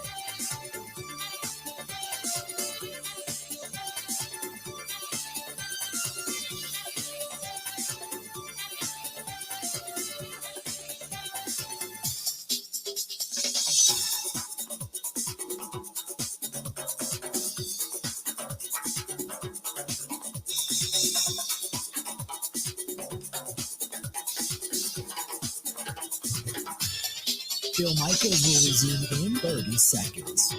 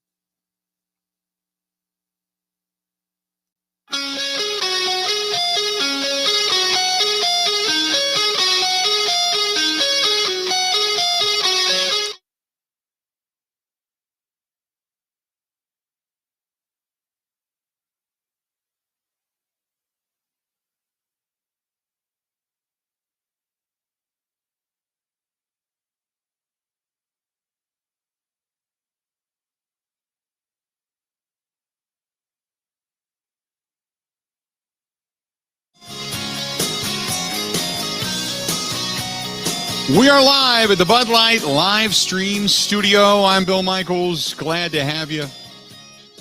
Thanks for joining us. Thanks for watching. All of you watching on our friends YouTube, Twitch, Facebook Live, also over on Twitter and Periscope. Thanks to everybody for paying attention to us. The Chiefs releasing their starting offensive tackles, Eric Fisher and Mitchell Schwartz. Both of those guys are now in the open market, and everybody's wondering about, free agency and right now who's kind of the best out there. There's look, if you're looking for an edge rusher, Shaquille Barrett is probably one of the better that's out there right now. They have, by the way, the NFL Network has Aaron Jones listed as the number 3 best prospect out there in free agency. So it's a little bit of a drastic difference compared to what it was looking at CBS and then looking at ESPN. But I just thought I'd throw that out there. There's Bud Dupree, and late season last year tore the ACL, and it hurts his value, obviously, but he's a versatile, strong, with a 3-year maybe deal, something like that. Bud Dupree, the edge rusher, is out there. They obviously Kenny Galladay. If you're looking for somebody, Jadeveon Clowney. Mark just asked me about Jadeveon Clowney.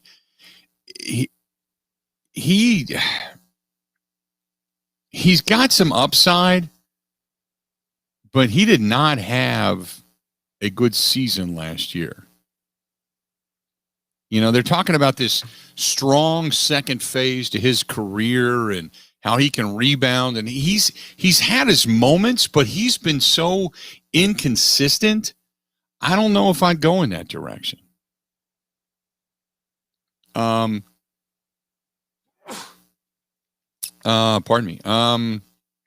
Who else is out there that I would be looking to? Matt Judon is another one. Always got a high motor, big effort as far as edge rushers go. But when it gets to corners and who's available and what's going on out there, Shaquille Griffin is one that's out there. Who else? William Jackson, who we had mentioned. He's got some really good highs, and but there's seemingly few and far between, if you know what I mean. Jason Barrett is another one. Ronald Darby is out there at corner. Any one of these names you could possibly see. Mike Hilton.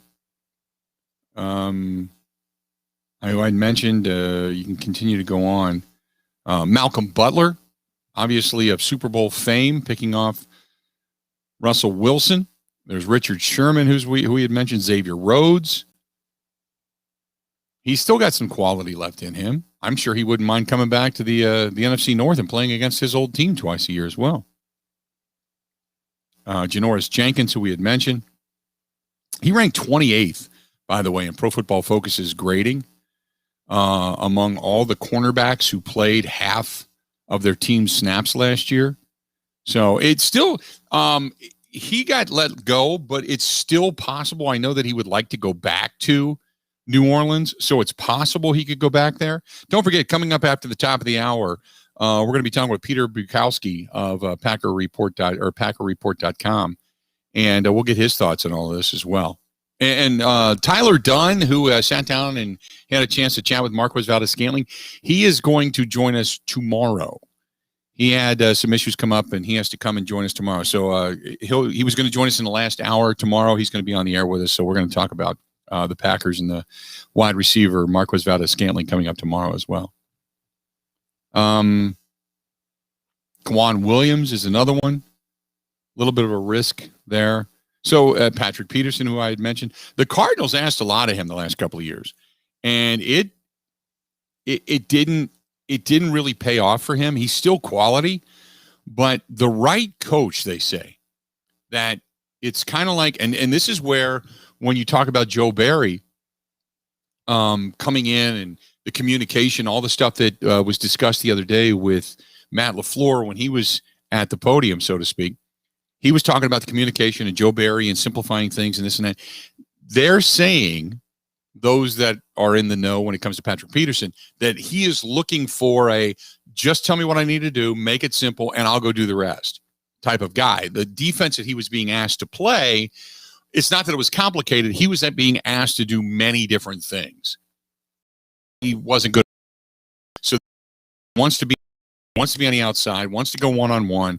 He's not the same cat that he was 2 years ago.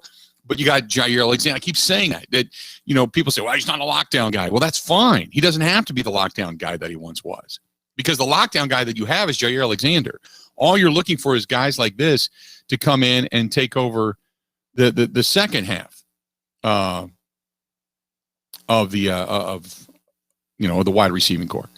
Andrew says you should change the name of the show to the Green Bay Packers Show. It's all you talk about. I get it, but give love to the other sports teams in the state of Wisconsin. Like what, Andrew? We've touched on the Bucks today. They don't start back up again until tonight. The Brewers are in spring training. We've talked about them. We talked about the Badgers. Marquette sucks swamp water right now. What else do you want to talk about, Andrew? If you're going to say that, say something else besides that. Give us an option. What do you want to talk about, Andrew? Otherwise, shut up. There you go. This is from Doug. Says you can bring in soda water drinks as long as it's in plastic containers, and any food you want. I think if you go to Miller Park, I first of all, it's American Family Field. We got to remember that. Doug, I don't know. Andrew says all good. Good. I'm glad. We talked about everybody, man. We talked about everybody today. It's just that, right? Two things to remember, okay? There's two things. One is the NFL coming up on a big couple of days, because you're going to see cuts. You're going to see renegotiated contracts, restructured contracts, hopefully an extension for Devontae Adams and Jair Alexander eventually. And in addition to that, you're going to see a lot of cuts, a lot of guys in the open market, a lot of speculation, because there's a lot of excitement for this Green Bay Packers team. And here's the reason why. Back-to-back years of 13-3. Back-to-back years in an NFC Championship game. You are either going to take that next step, which has a lot of Packers fans extremely excited, or you are about to fall off the cliff, because you are forcing your hand when it comes to the Jordan Love era, which means you're getting ready to get rid of your Hall of Fame quarterback. One of the two. So you're either about to be completely jubilant, or you're pushing a Hall of Famer out the door and you're moving on. For a guy that wanted to stay here, for a guy that never talked about retirement, for a guy that's coming off of an MVP season, and which means you're going into a rebuild, which has Packers fans angst. And let's be honest, the number one thing in the state of Wisconsin that people talk about is the Green Bay Packers. The number one thing, by far. Ratings, revenue, media opportunities, you name it, money drives the train. It's Green Bay Packers. Green Bay Packers. 877-867 877-867-1670. This is our buddy Steve from Richfield chiming in. Hey, Bill, I'm glad you're back in the air. I wanted to touch base on a couple of things. Brewers, I think the Brewers are going to be at or near the top of the National League Central this year. I think the acquisition of Jackie Bradley Jr. is vastly underrated. He's going to bring a lot of excitement on both the base paths and in the outfield. In my mind, the Crew should be in the 87-88 win area. I said 87. So you and I are right there, right on the same line. If the right offer comes up during the year, you could see a blockbuster trade with Josh Hader as well. As far as the Packers go, I'm intrigued about the possibility of the Packers going after Patrick Peterson. I think he could be an affordable option and a huge upgrade from Kevin King. The other interesting thought would be the pursuit of N'Keal Harry from the Patriots. He was a first rounder and may be available for a third rounder and would be a good complement to Devontae Adams. Great to hear you back, your old pal, Steve in Richfield. Steve, I would, if they didn't bring Funchess back, my assumption is that you could go in that direction. But bringing Funchess back, you got Funchess, you got Marquez Valdes-Scantling, you got Devontae, you got Equanimeous St. Brown. You're probably going to bring Lazard back, and you're probably going to draft a wide receiver. That gives you 6 right there. You don't go much more than that. I like what you're thinking, but you don't go much more, unless, of course, they decided to make the deal and trade and not pick a wide receiver in the draft. But then again, I've always said, whatever the best available player is at that particular slide, you take them. I don't care if it's, except for quarterback. For God's sakes, don't take another quarterback. Unless you plan on trading them away. Don't take a quarterback. But at this point in time, I'm taking anybody. Not taking punter in the draft. Not taking kicker in the draft. Just so we're clear on that. That's not what you do. But I would certainly take anybody else in any other position. I don't think there's any position on this team that is so deep that you could say, we got this. I mean, even the offensive line. You're with the loss of Corey Linsley, who most likely is not coming back to the Green Bay Packers. David Bakhtiari being down until at least end of October, November, you would assume. So my thought is that anybody that's out there of quality ilk, when they come up in the draft, that's who you take. That's who you'd go after. Good to hear you back, though, buddy. Thanks for shooting us an email. More of the Bill Michaels Show is next. Ready? This is the Bill Michaels Show on the Wisconsin Sports Zone Radio Network. High fives, Wisconsin. Gina Della from Pella, what's the celebration? Pella Windows and Doors of Wisconsin was just named NARI's Distributor of the Year. That's a big deal. You're not kidding, but there's more. The International Builders Show just named Pella's new Easy Slide Operator Best Window and Door Product of the Year. Another Pella innovation that eliminates the repetitive cranking motion on casement and awning windows with an easy slide. A real blessing for those with hand and wrist issues. Why crank your windows when you can easy slide, right? But there's still more. Oh, you mean based on the 2019 Consumer Survey on leading national brands that Pella is rated #1 for highest value, highest quality. Yes, but there's still more. Now get 5 years, no interest, plus 5 months, no first payment. Pella now, pay later. High fives all around. But only through March 31st. Set your free consultation today at PellaWI.com/radio or 855-PELLA-WI.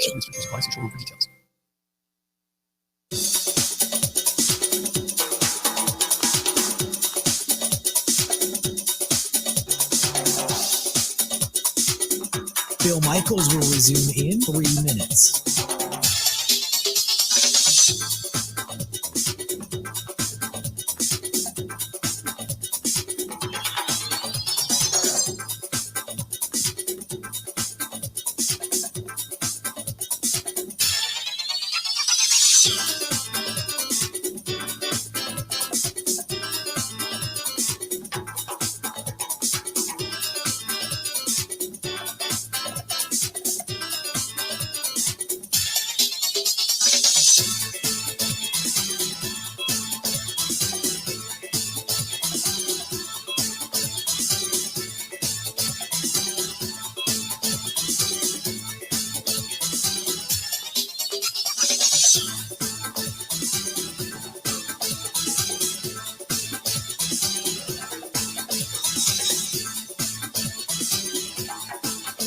Bill Michaels will resume in 2 minutes.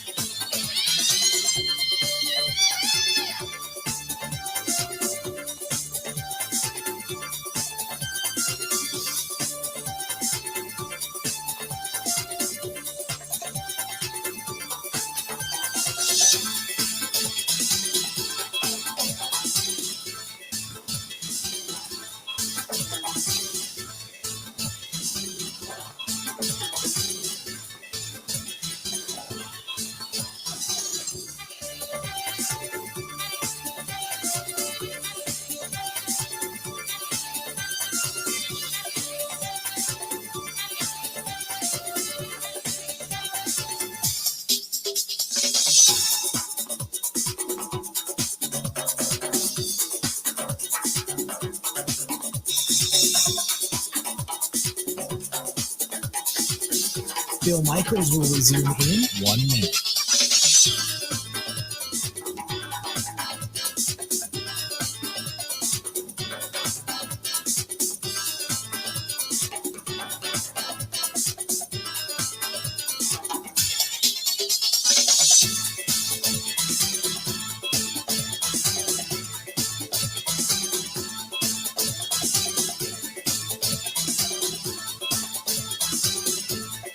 Bill Michaels will resume in 30 seconds.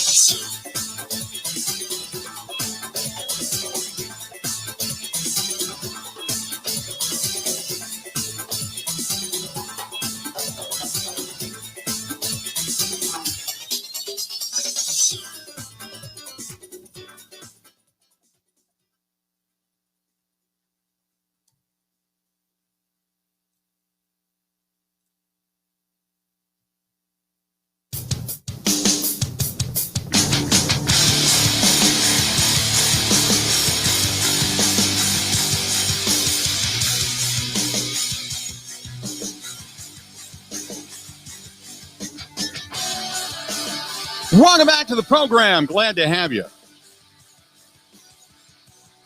Bill Michaels Show continues. Hopefully you're enjoying your day. Glad to have you along for the ride. And thanks to those of you watching on the Bud Light live stream as well. Got a lot of people, man, asking about many different things. This is from Anthony. He says, I'm looking at cornerbacks. There's so many on the open market. Do you think you can get one for a veteran's minimum? It depends on what kind of quality you want.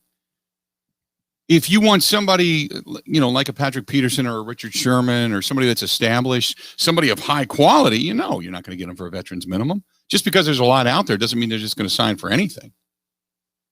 This is from Jeff. Says, hey, Bill, I know it's early. Any tentative plans for the Thursday night huddles? Thanks. Love the new scene. Yes. The huddles are coming back.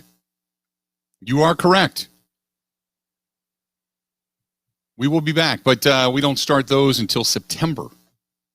But yeah, we're going to be back. I don't know how we're going to do the live stream with those. I don't know if we'll be able to, because that depends a lot of the time on places that have a strong internet. So obviously we have to get the show out. So we'll wait and see. But yeah, I mean, we're going to be back out doing the huddles. And Doug says, anything on the horizon for Milwaukee? There's always something on the horizon. But right now we're filling the bill this way through the live streams. So appreciate, spread the word, tell the friends, all that kind of good stuff. Coming up in the next hour, we are going to talk with Peter Bukowski, and he is with PackerReport.com and SB Nation.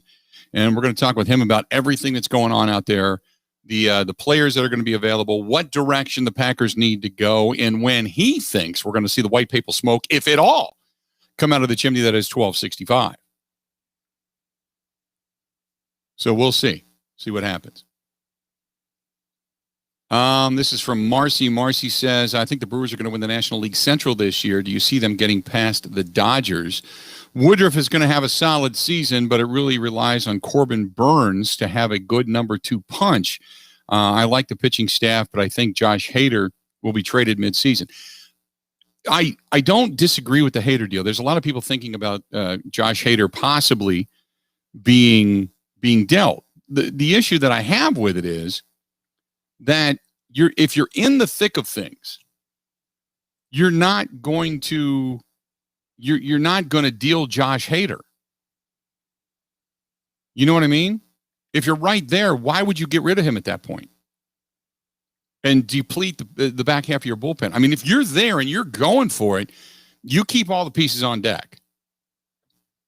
So he's still got some options, still got some value, obviously, but no, you're not going to trade him away. The only way I see a deal getting done with Josh Hader is if, say, there's a team that's also in the thick of things that's willing to give up whatever to get him because they need somebody in the back end of their bullpen, and it's probably going to be in the American League.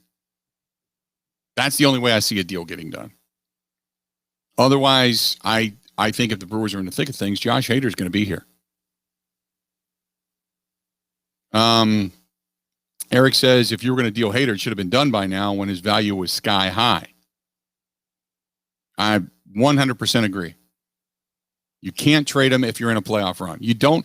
The only thing you do is bring in additional talent if you're in a playoff run. You don't start getting rid of talent unless, say you Keston Hiura goes down, Vogelbach goes down. You don't have a first baseman, and you don't have anybody that's really capable of coming up and fortifying that position. And you need to trade for a starting first baseman, so you trade a back end of the bullpen guy like Josh Hader because this team needs a closer. That's the type of deal you would do. Otherwise, you don't do that. 877-867-1670. You want to chime in, feel free to go ahead and do so. Again, 877-867-1670. Hit us up. I think they're going to win the National Central, but I think it's going to be the Cubs coming in second, the Cardinals coming in third, and the Reds coming in fourth. Let's not count the Cubs out. They still are a very viable team. A lot of good talent down there. It just needs to come together, and David Ross could be the guy to bring them together. We didn't see a good litmus test for him last year because of the shortened season. I mean, you're right.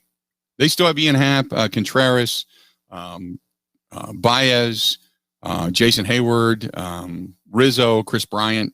So, I mean, they still got, and I think the only one over 30 is Rizzo. And I take that back. Hayward's over 32. The only one over 30. I mean, that's still a quote younger team. And at this point in time, I think it's 28 and a half or 29 years old, somewhere in there, is when the apex of your talent and your knowledge begins to cross. So as your talent starts to kind of, your physical ability in baseball, it's on the rise, and then you get to like 27 or 28 years old, and then it begins to diminish slowly, but your knowledge is on the rise continuously. So I think 27, 28, 29 years old is right in there is when they really start to kind of crisscross patterns when you're supposed to be at your peak. So you got a lot of guys. You got Ian Happ at 26. You got Wilson Contreras at 28. You've got Chris Bryant at 29, Jock Peterson at 28, Javi Baez at 28. And then their second baseman, Nico Horner. He is at 23. He's still a young guy. But you've got a lot of guys that are right there that should be coming up on quality seasons. So you're right. You don't necessarily count them out. And with Kyle Hendricks, they're really relying on like Arrieta from a few years ago. Arrieta's 35 now. They're relying on Zach Davies, the former Brewers, Trevor Williams, Alec Mills, Kyle Hendricks. So they're and Kimbrel, who's now 30, going to be 33 or 32 or 33. So they've got an experienced staff. If these guys all give them what they've had in years past, it's going to be a really good team. I just don't necessarily think they're there. But, I mean, I could be completely wrong, but there's a lot of optimism down in Chicago as well. I get it. When we come back, let's talk some Packers football, shall we? Peter Bukowski, SB Nation, PackerReport.com. He's going to be here. We're going to ask him when he thinks the white paper smoke is going to come out at $12.65 for a restructure deal from Aaron Rodgers, if at all. Stay tuned. More of the Bill Michaels Show next.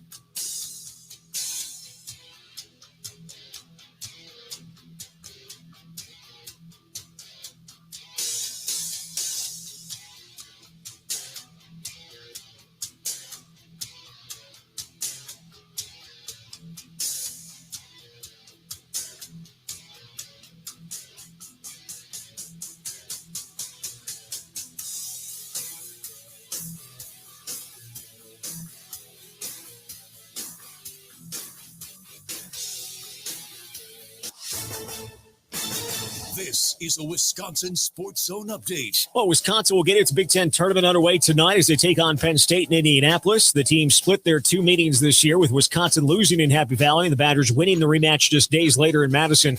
UW comes in having lost 3 straight and 5 of 6. The Lions have won 3 straight and 4 of their last 5. But Wisconsin believes it's playing better. Sophomore Tyler Wall likes where they're at. The last couple games, we haven't been playing bad under any circumstances, and we're just right there, 0-0. We look forward to something. There's always something to look forward with tournaments, and it's that time of year. People are a little more energetic. The sun's out, and it's time for some more basketball. It'll be Wisconsin and Penn State at 8 o'clock tonight. Winner gets Iowa tomorrow. Turning the Bucks, they're going to be opening the second half of their season tonight against the Knicks. The team also announced it was increasing the capacity at Fiserv Forum, starting with their game against the Spurs next Saturday. It'll go from 10% to 18%, which will raise capacity to about 3,200 fans.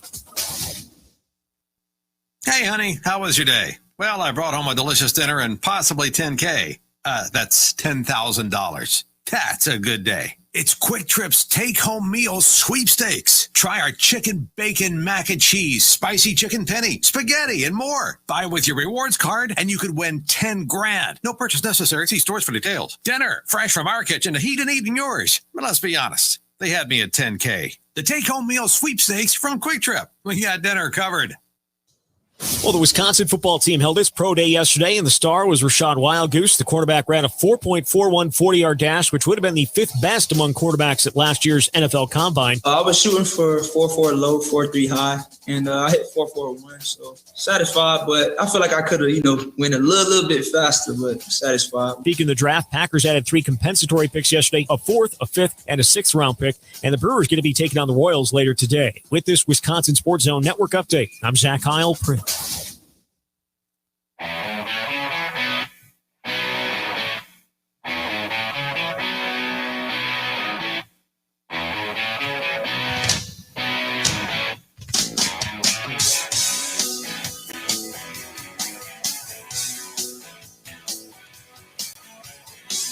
Welcome back. Glad to have you.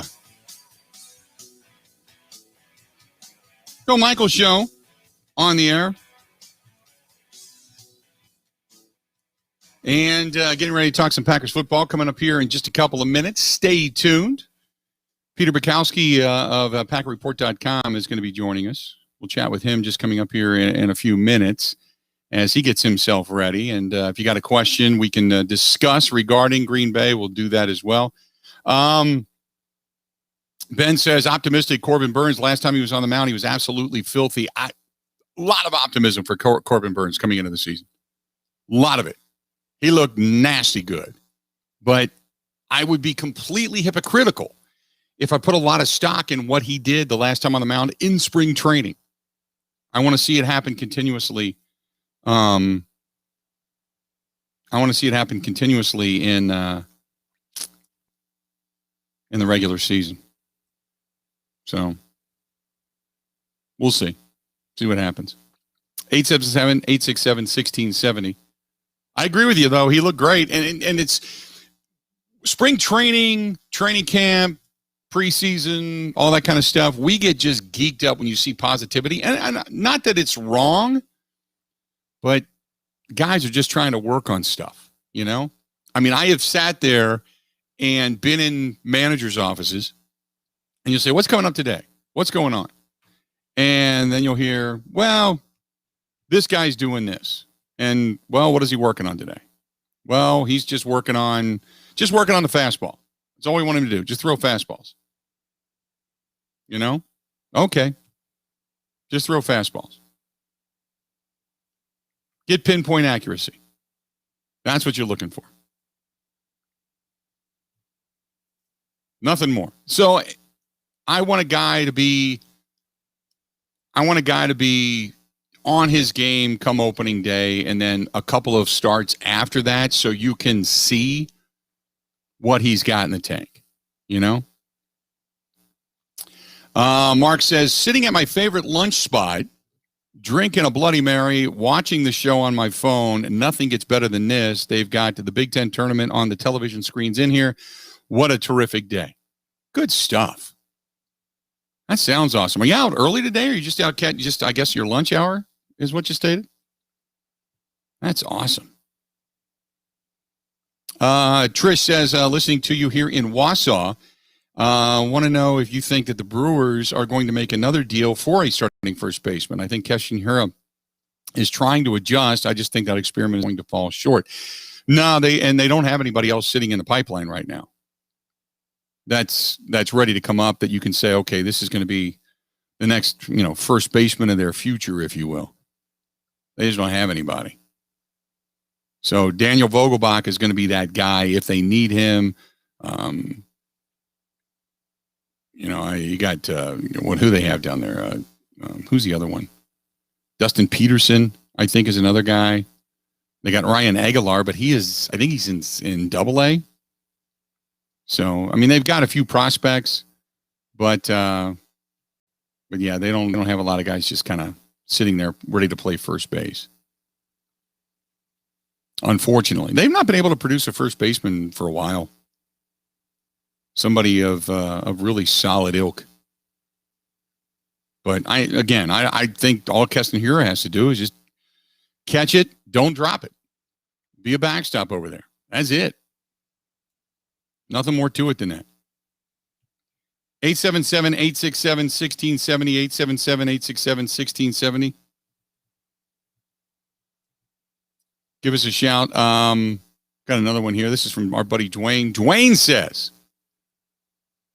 I think that the Green Bay Packers are going to renegotiate Zadarius Smith's deal since he wants to remain a Green Bay Packer for life. I don't know if they actually do Aaron Rodgers' deal. What would that leave them short when it comes to salary cap? Let's do this. We'll bring him in now as we got him on the line. We'll talk a little bit more about this Green Bay Packers situation. And our good buddy Peter Bukowski, PackerReport.com, SB Nation, all that kind of good stuff, joining us on the hotline. Peter, how you doing? I'm good. How are you, Bill? We're doing great. So the first question is right now, is I guess of most importance, do you think, or when do you think they restructure Aaron Rodgers' deal? I think they are holding out for every opportunity that they can try and take so that they can maintain flexibility with Aaron Rodgers. And I know that's probably not the answer that he wants to hear. That's probably not the answer that fans want to hear. Now, all that being said, we've had reporting multiple, well-connected sources, guys like Rob Mofsky over at ESPN, Tom Silverstein at the Journal Sentinel saying, hey, we think this is getting done. We think they're going to use the restructure and we're going to, see that relatively soon. We would have to, because they're going to use it presumably to get under the salary cap when the new league year opens in about a week. So I still think that is the easiest way for them to clear a bunch of money. But hey, look, we had Zadarius Smith saying, I want to be a Packer for life yesterday. Could they be working an extension for him that significantly lowers his cap hit? I mean, he's a over $20 million cap hit this year. He is next year, and he's worth every penny of that, Bill.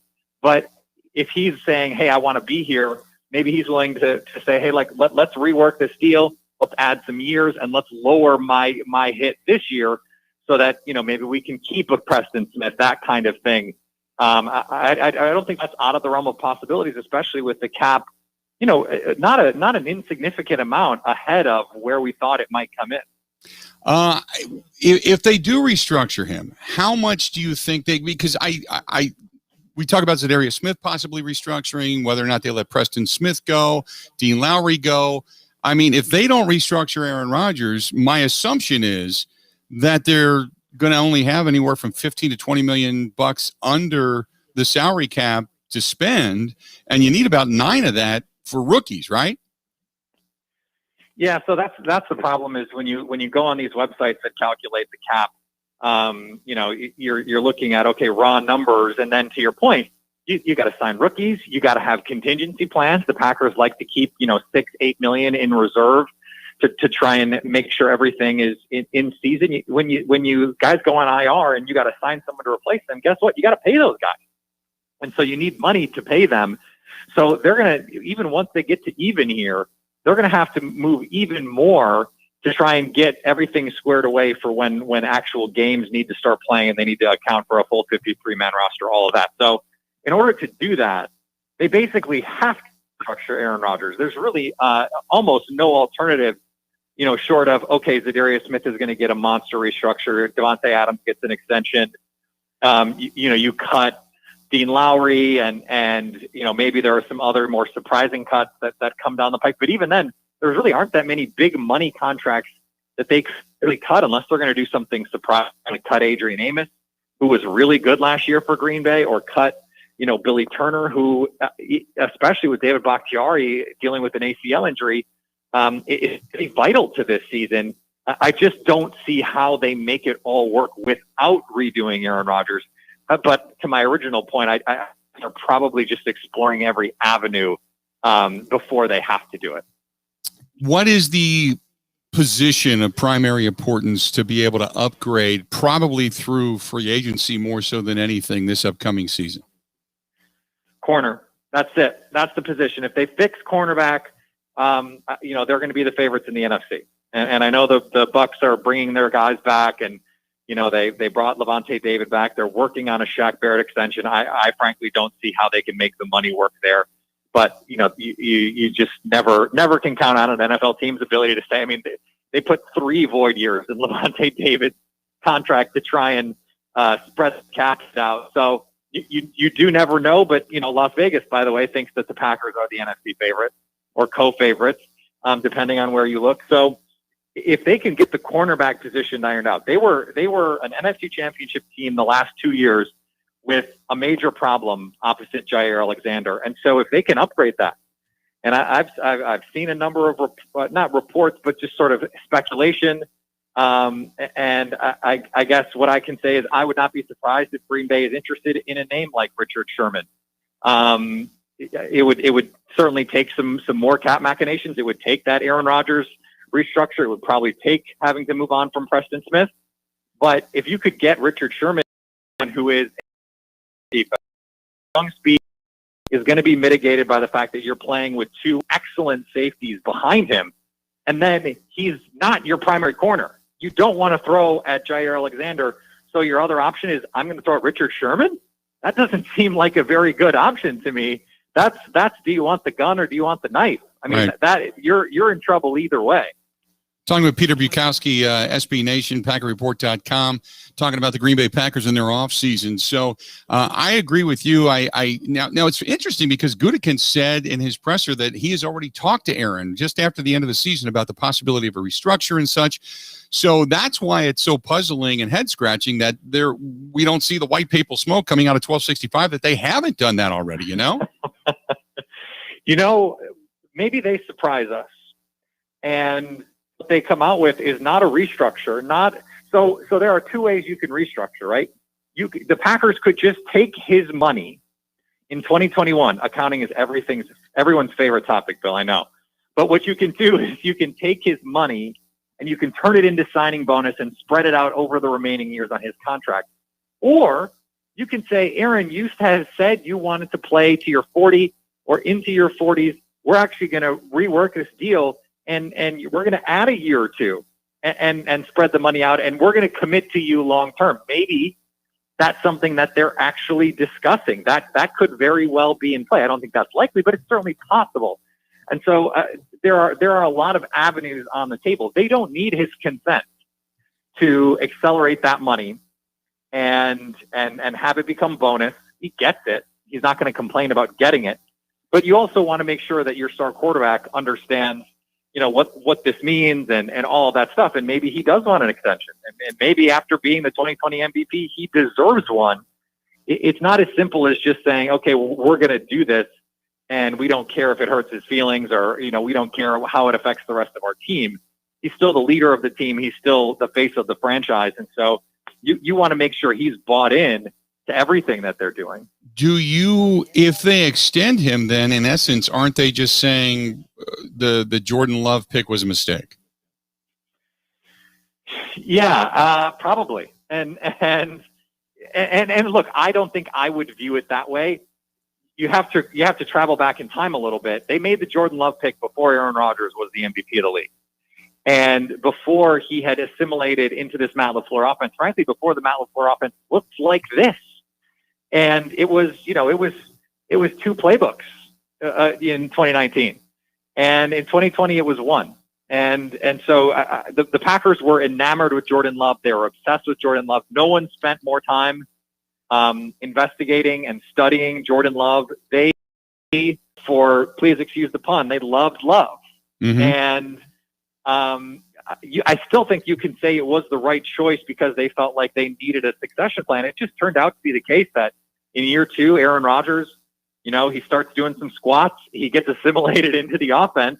Marquez Valdes-Scantling has a breakout season. Devontae Adams takes another step, and guess what? You've got the best offense in the league. Now there's a lot of rumors out there about Russell Wilson flying around and possibly ending up in Chicago, which I think are completely bogus. But let's play devil's advocate here. If he does end up in Chicago, my assumption is if you're the Packers, then you really are forced to push your chips to the middle of the table because that changes things to the South dramatically, in my opinion.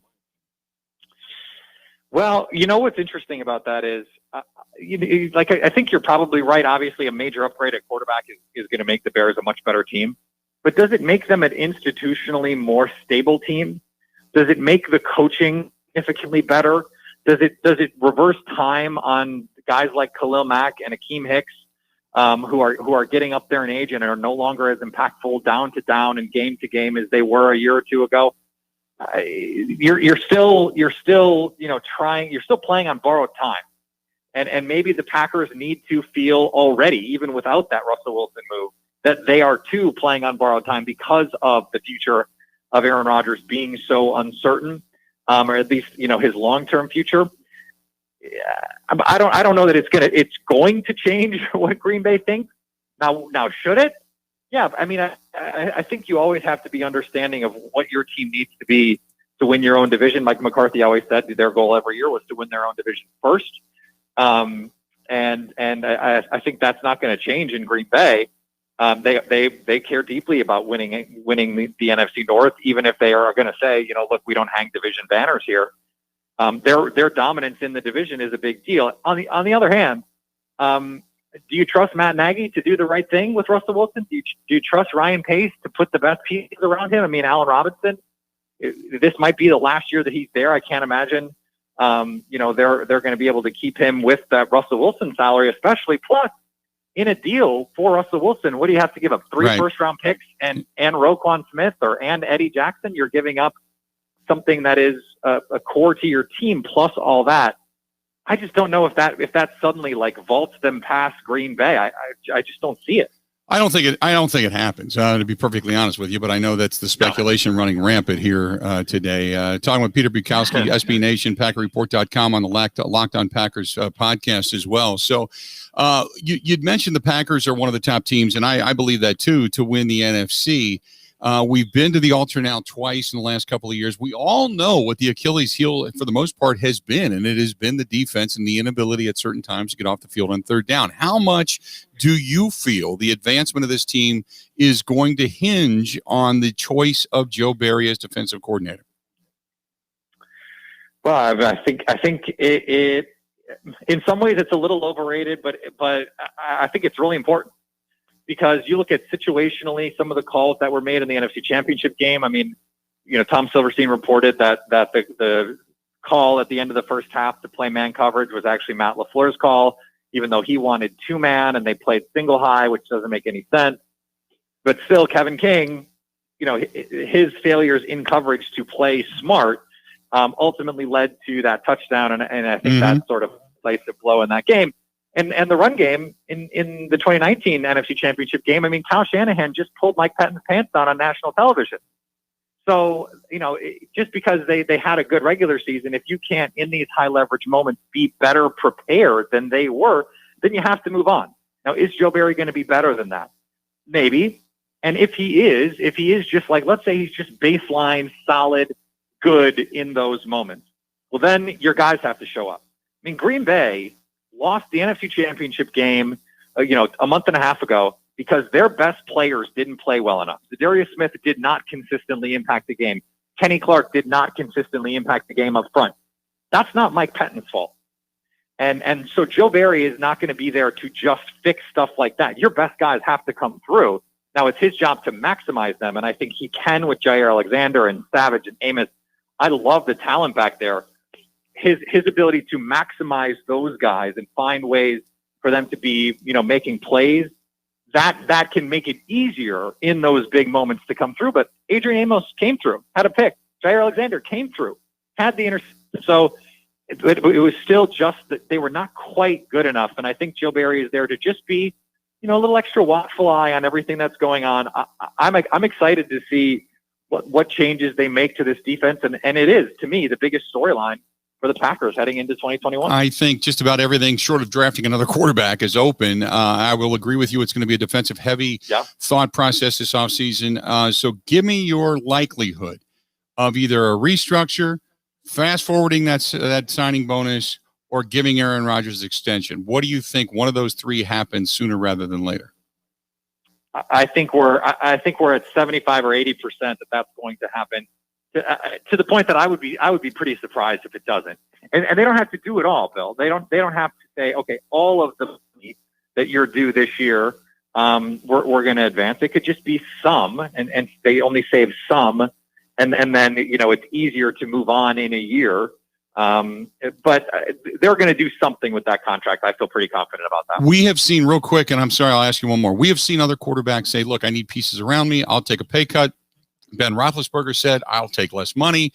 What are the chances Aaron Rodgers here in the waning, time of his career that he says, you know what, I deserve a lot more money than what I'm getting as far as base salary goes, but I know we need pieces around me. What is the likelihood he would say something like that I'll take a little bit less, but go out and give me some pieces?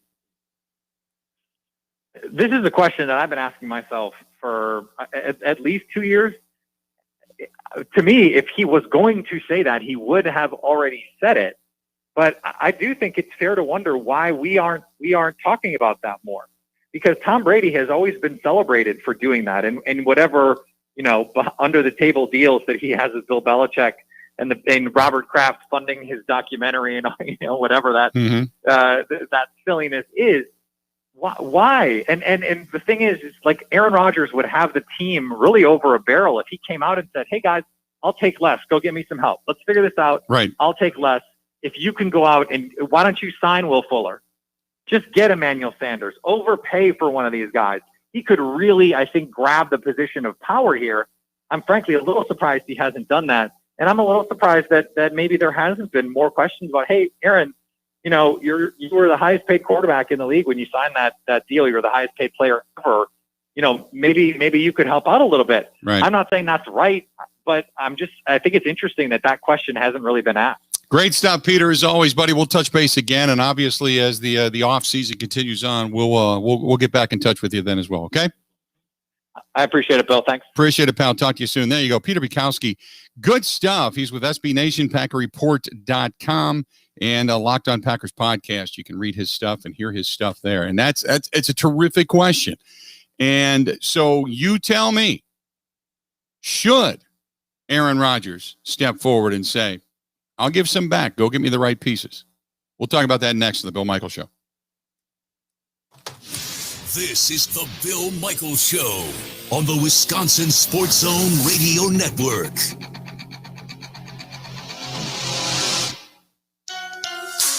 Rural Mutual Insurance, keeping Wisconsin strong. You're grateful for all the ways technology can connect us. Unfortunately, there are online scammers who want to take advantage. Malicious viruses, phishing scams, and identity theft are more prevalent than ever. That's why Rural Mutual includes cybersecurity protection as an option on every policy. Rural Mutual Insurance, keeping Wisconsin strong.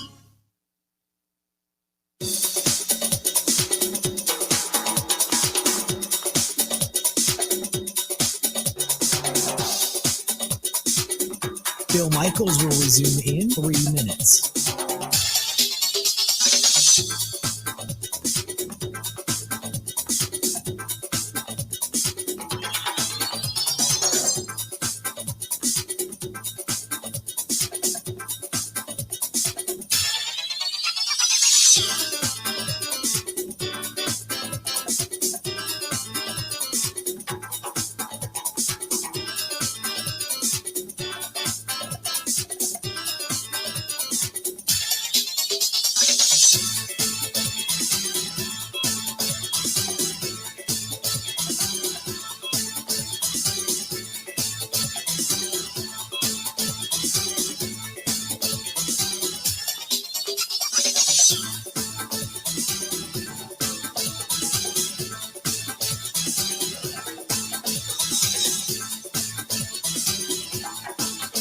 Bill Michaels will resume in 2 minutes.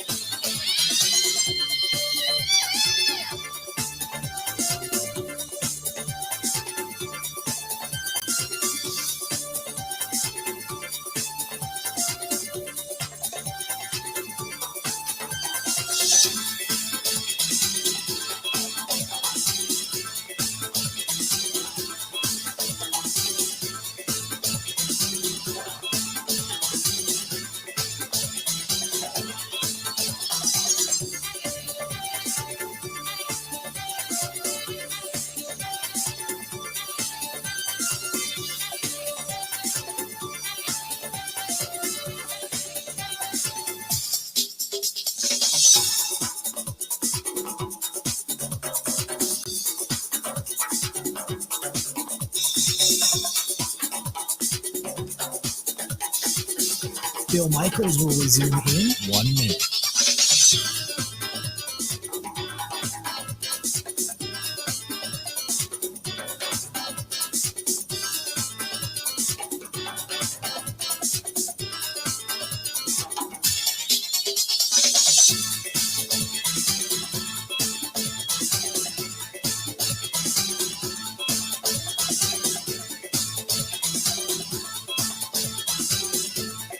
Bill Michaels will resume in 30 seconds.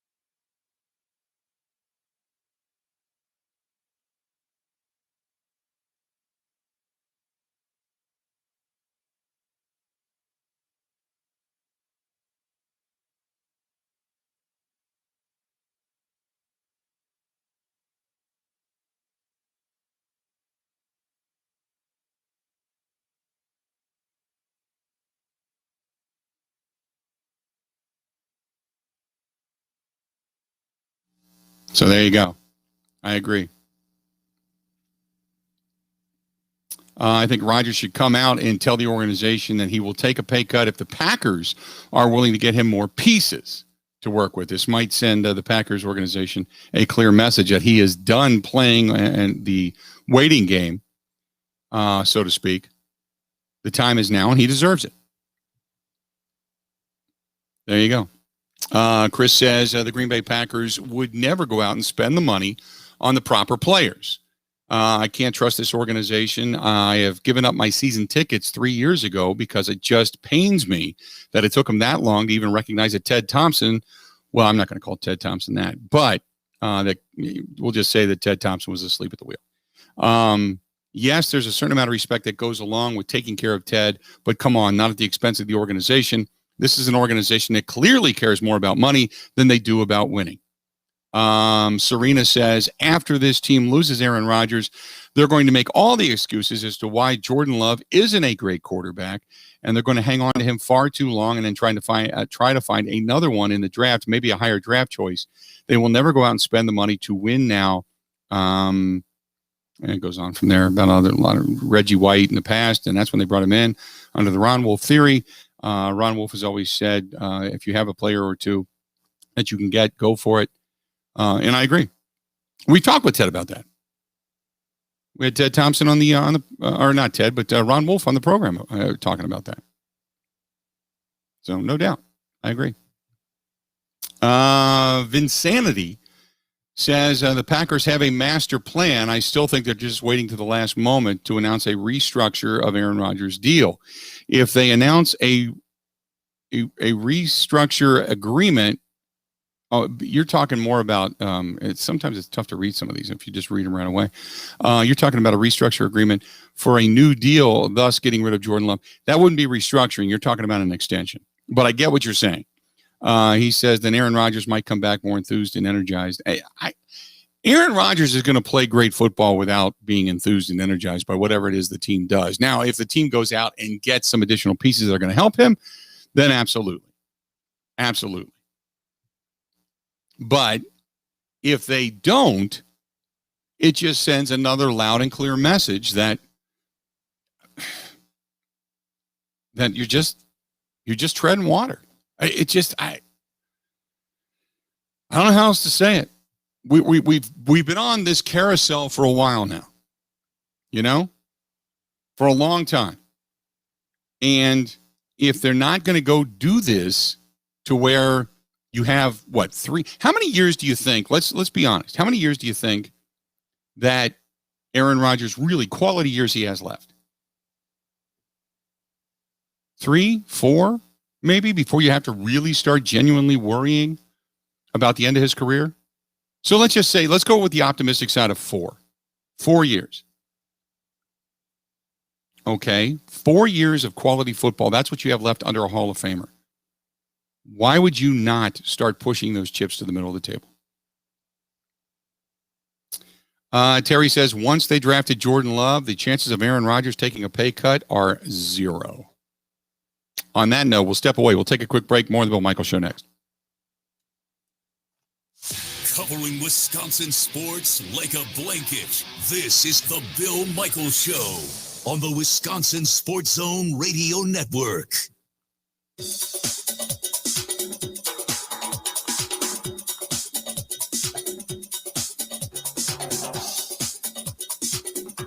Bill Michaels will resume in 5 minutes.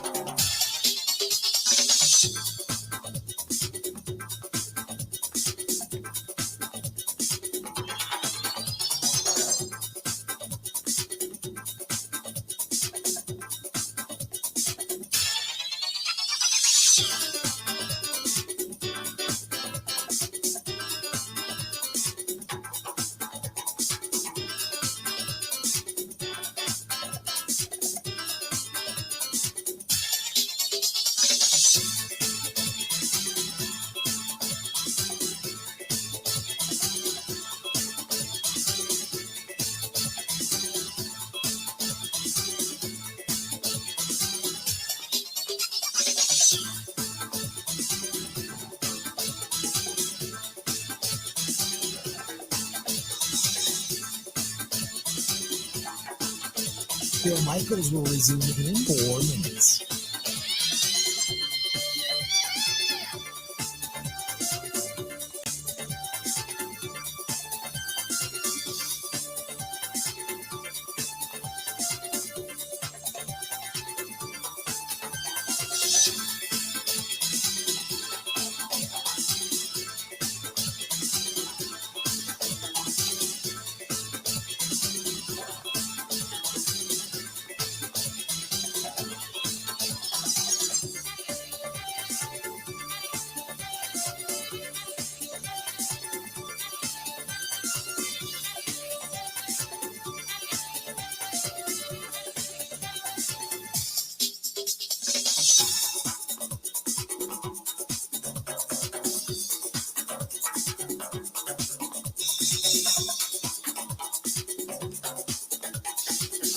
Bill Michaels will resume in 3 minutes.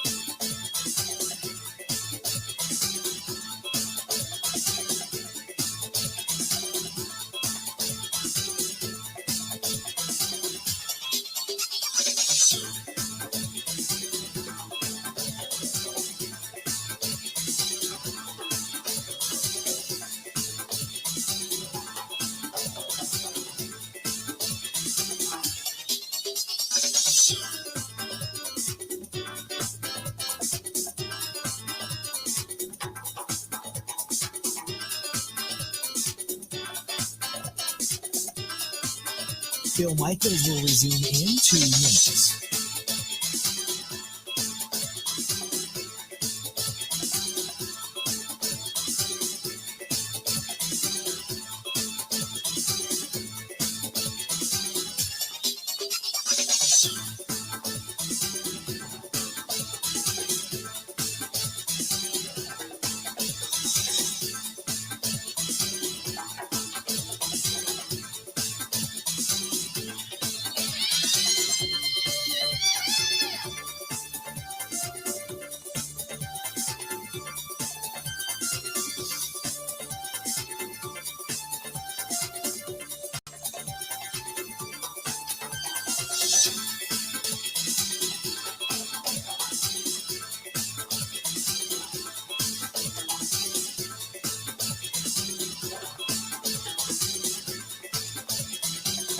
Bill Michaels will resume in 1 minute.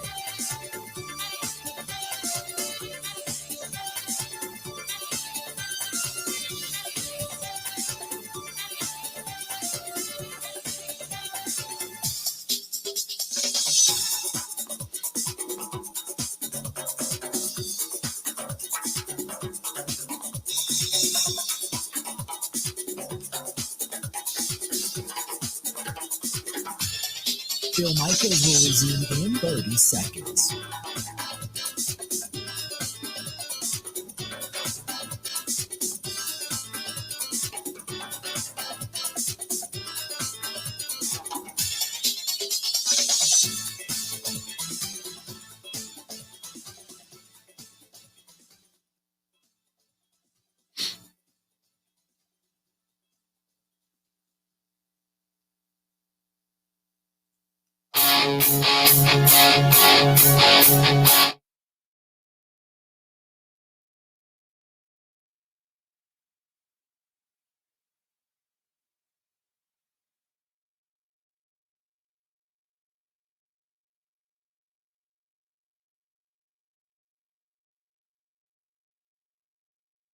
We're back. Michigan State going down. They got up early, had a lot of energy in the Big Ten tournament. They were beating Maryland, and Maryland has come storming back, and after half has never relinquished the lead, 68-55 with 46 seconds remaining, and Michigan State is done, and Maryland is going to advance. So there you have it in the Big Ten tournament. And then you got the Badgers coming up later on tonight, taking on Penn State. Looking forward to that. You've got the news today out of the Fiserv Forum and the Milwaukee Bucks that they're going to have just under 3,300 fans now inside the Fiserv Forum coming up on the 20th of March. So, which is good news. Good news. Really good news. Philip says 100%. They are a team that has already decided to move on after this upcoming season. There's no reason to not do the restructure otherwise. That I agree. Here's the thing about that. When you talk about the restructure, I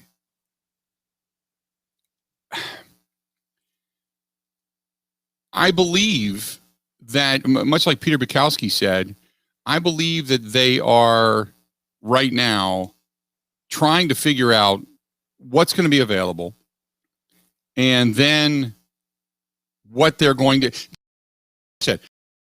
everything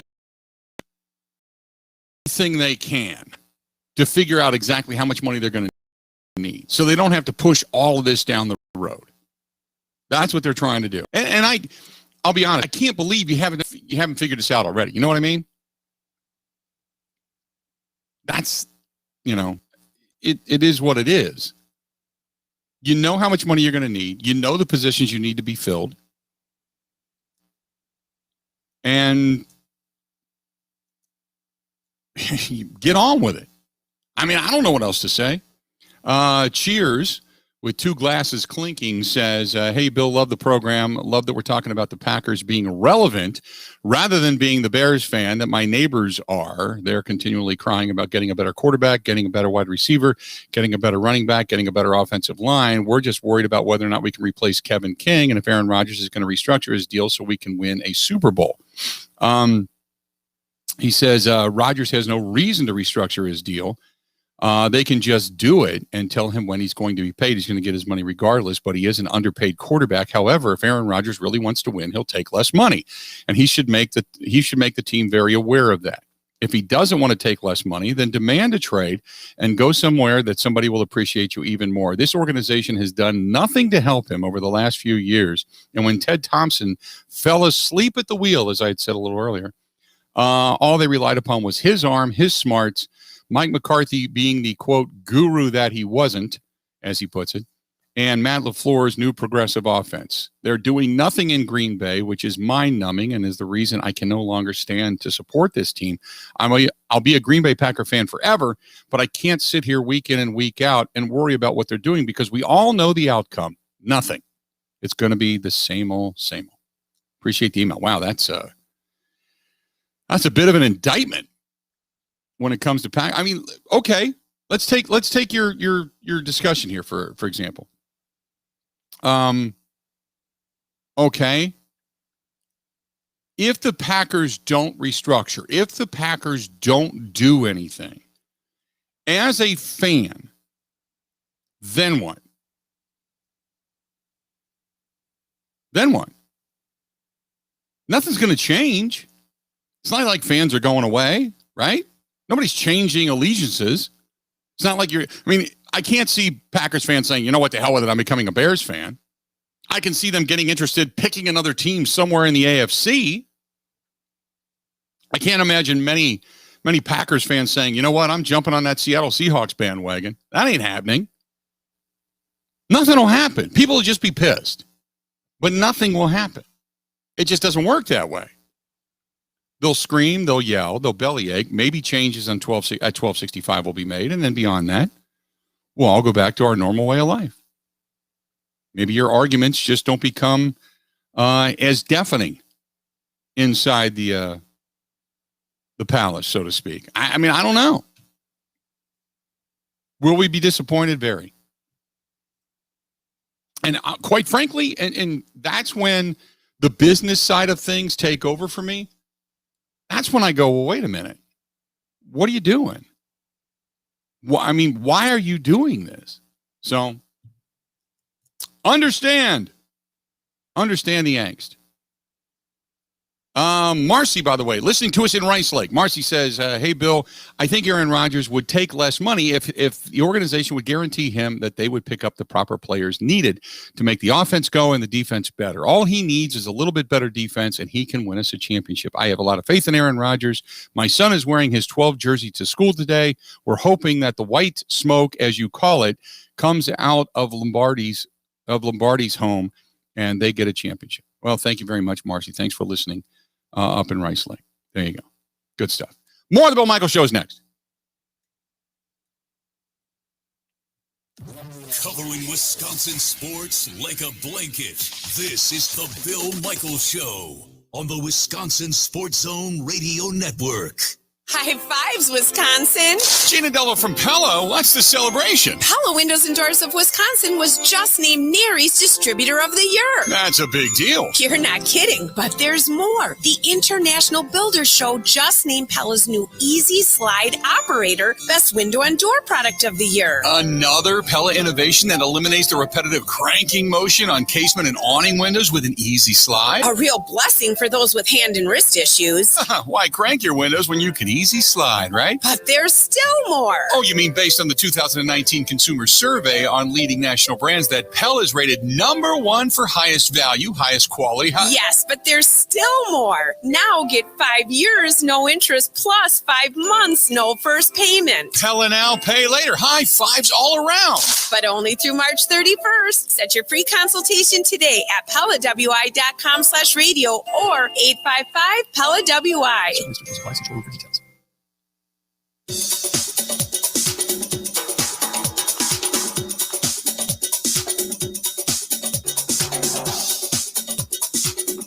Bill Michaels will resume in 3 minutes.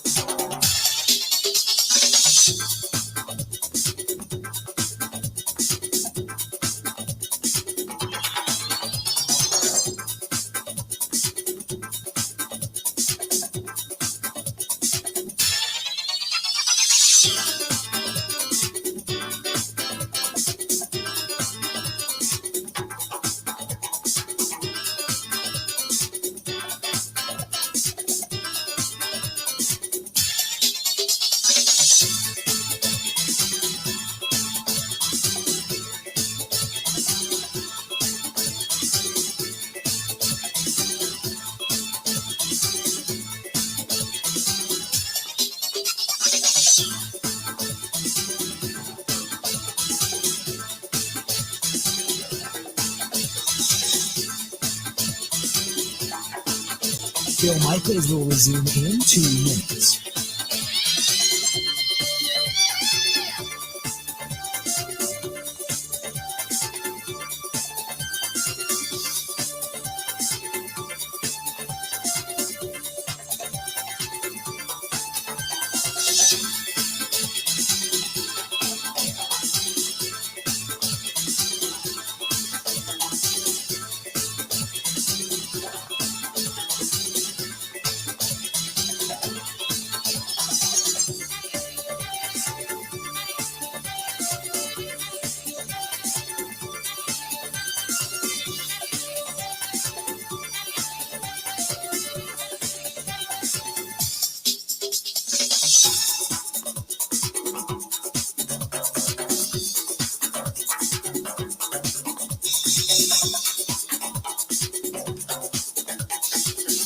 Bill Michaels will resume in 1 minute.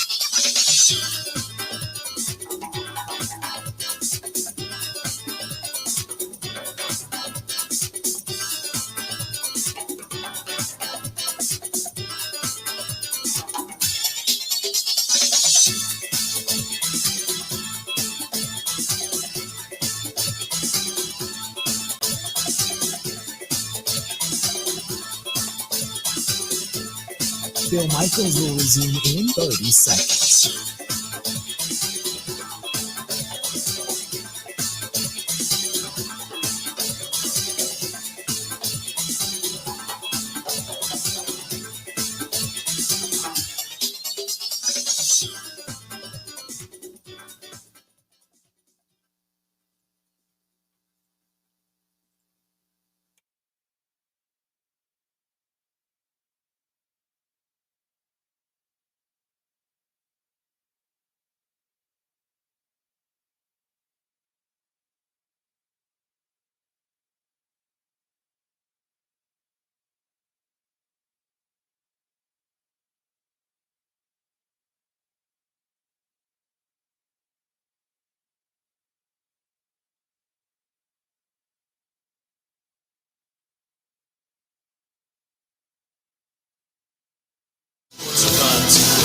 Glad to have you back. Thanks for paying attention to us not only over the air, but also on the Bud Light live stream.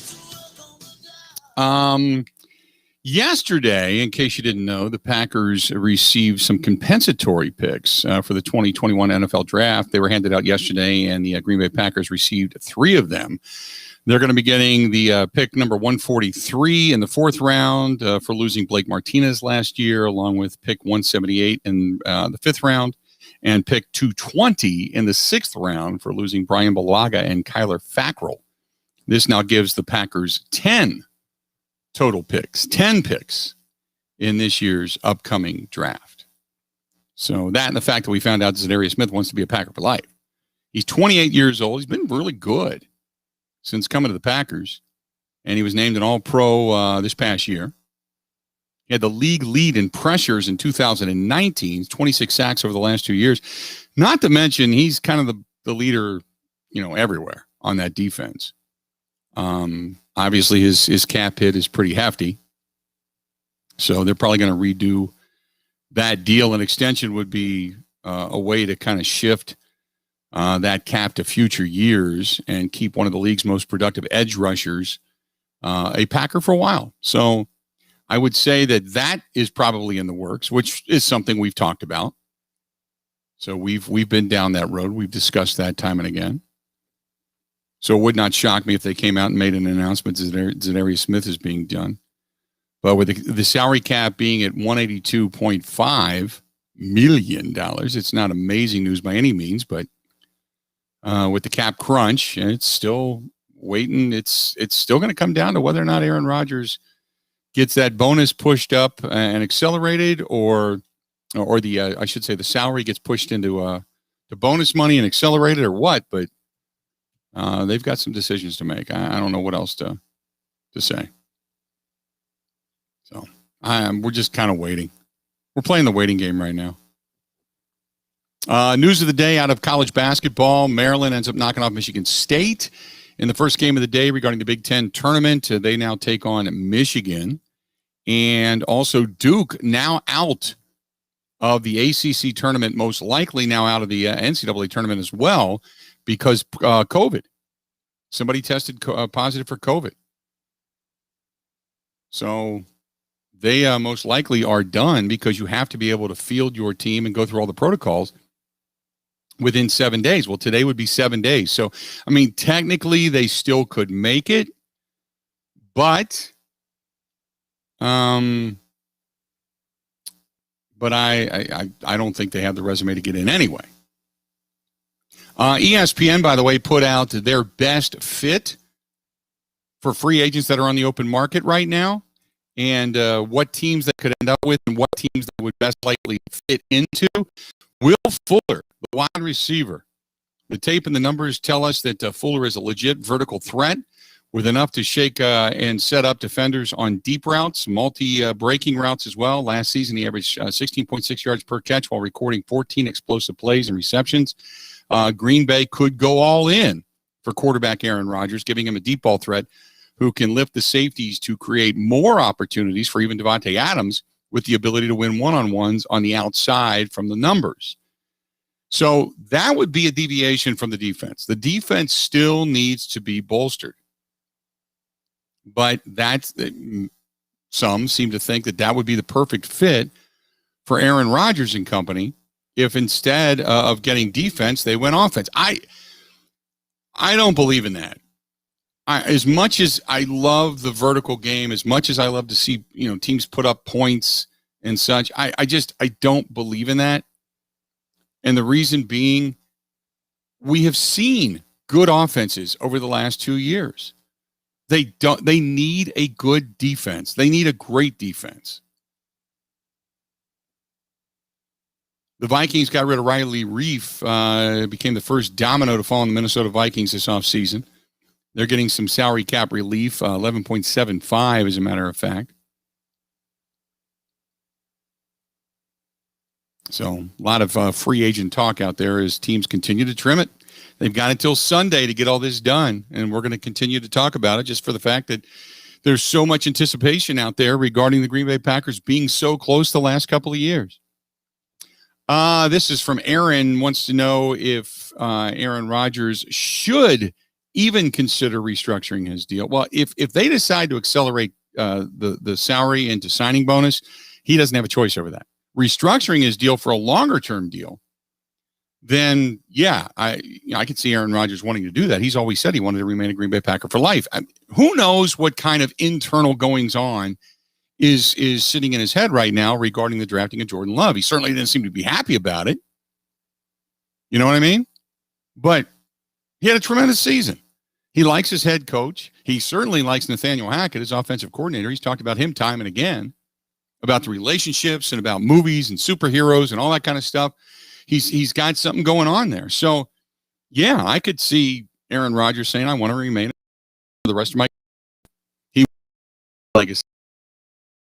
Good there that can still remain. So hold on to your hats. We'll see. 877-867-1670, 877-867-1670. Hit us up. Give us your thoughts as well. Love to hear from you. Brewers today taking on the Kansas City Royals at American Family Fields of Phoenix. That's coming up a little bit later on today. I think it's a media blackout day today. I don't think there's any media for that. I don't think there's a radio broadcast, and I don't think there is a television broadcast. But maybe there's something on a live stream, something to that effect. But I don't know. So, but still, they're 6-4 on the Cactus League season. If that matters to you, kind of go from there. Virginia wins on a buzzer beater. Tony Bennett gets a win. They continue to advance in the ACC tournament. Dave says, do people know that Will Fuller is always hurt and misses about half a season? He is no help. I don't think, look, I've said this time and again, I don't think they go offense. If I'm Aaron Rodgers, I know what I have in the offense. I don't necessarily need them to go out and pick up offensive players. If he takes a pay cut, do you think he says, hey, go out and get me X receiver or X tight end? Possibly, selfishly speaking. But let's be honest, what they need is a defense. But if you're a guy that has the ball in his hand and you're the guy that controls the scoring, well, then maybe you do look at it and say, go get me this additional weapon. We got another hour yet to talk about it. Among other things, stay tuned. More of the Bill Michaels Show coming up after this.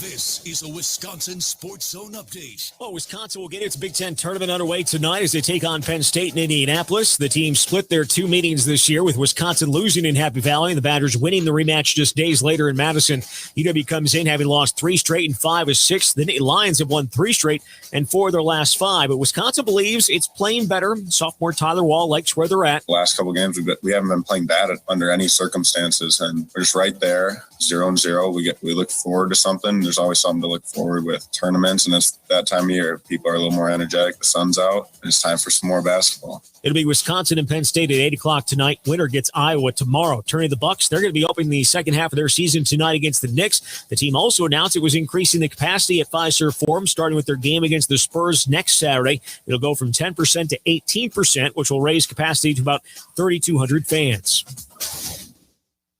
Hey, honey, how was your day? Well, I brought home a delicious dinner and possibly $10K.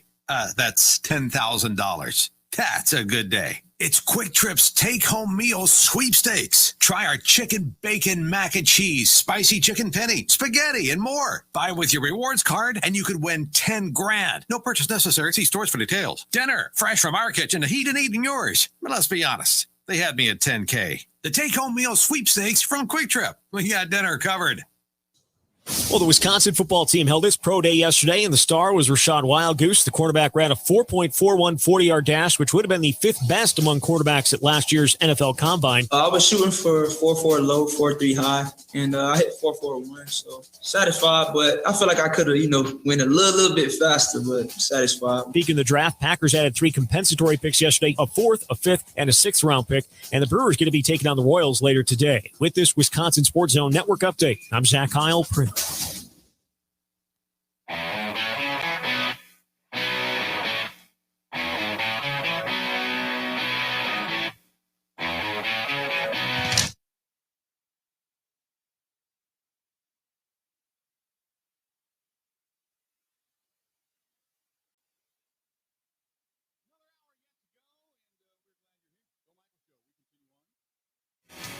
Thanks for joining us. Talking some Packers, talking some Brewers. Yesterday, and this was from Zippy. Zippy says Josh Hader got lit up yesterday. He did. But again, as much as I didn't get excited about Corbin Burns and that filthy, nasty stuff that he threw out the other day, I don't get overly concerned about Josh Hader just trying to throw fastballs. Just don't. Hader only went 2/3 of an inning. He took the loss in the game, but gave up 2 long balls. Had a couple of strikeouts. Had a walk. His control was all over the place. He came up in the strike zone. But all 3 runs were earned. 3 runs, not 2. 3 runs. Had 2 hits, both of them bombs, and one with a man on base. So in 2/3 of an inning. He's throwing some batting practice out there yesterday. So I'm not overly concerned about it, but Brewers took it on the chin. They got beat 9-1.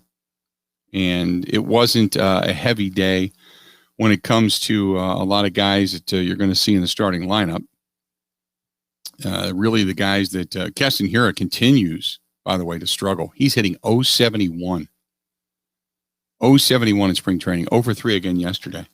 An on-base percentage of 133. 133. I don't know, man. Keston Hiura came in and set the world on fire a couple of years ago, and last year was not good. And again, I don't put a ton of stock into spring training, but when you're not hitting in spring training at all, that tends to really carry over. And it's not like he's not getting opportunities, because he is. They're trying to play him as much as they can over there at first base.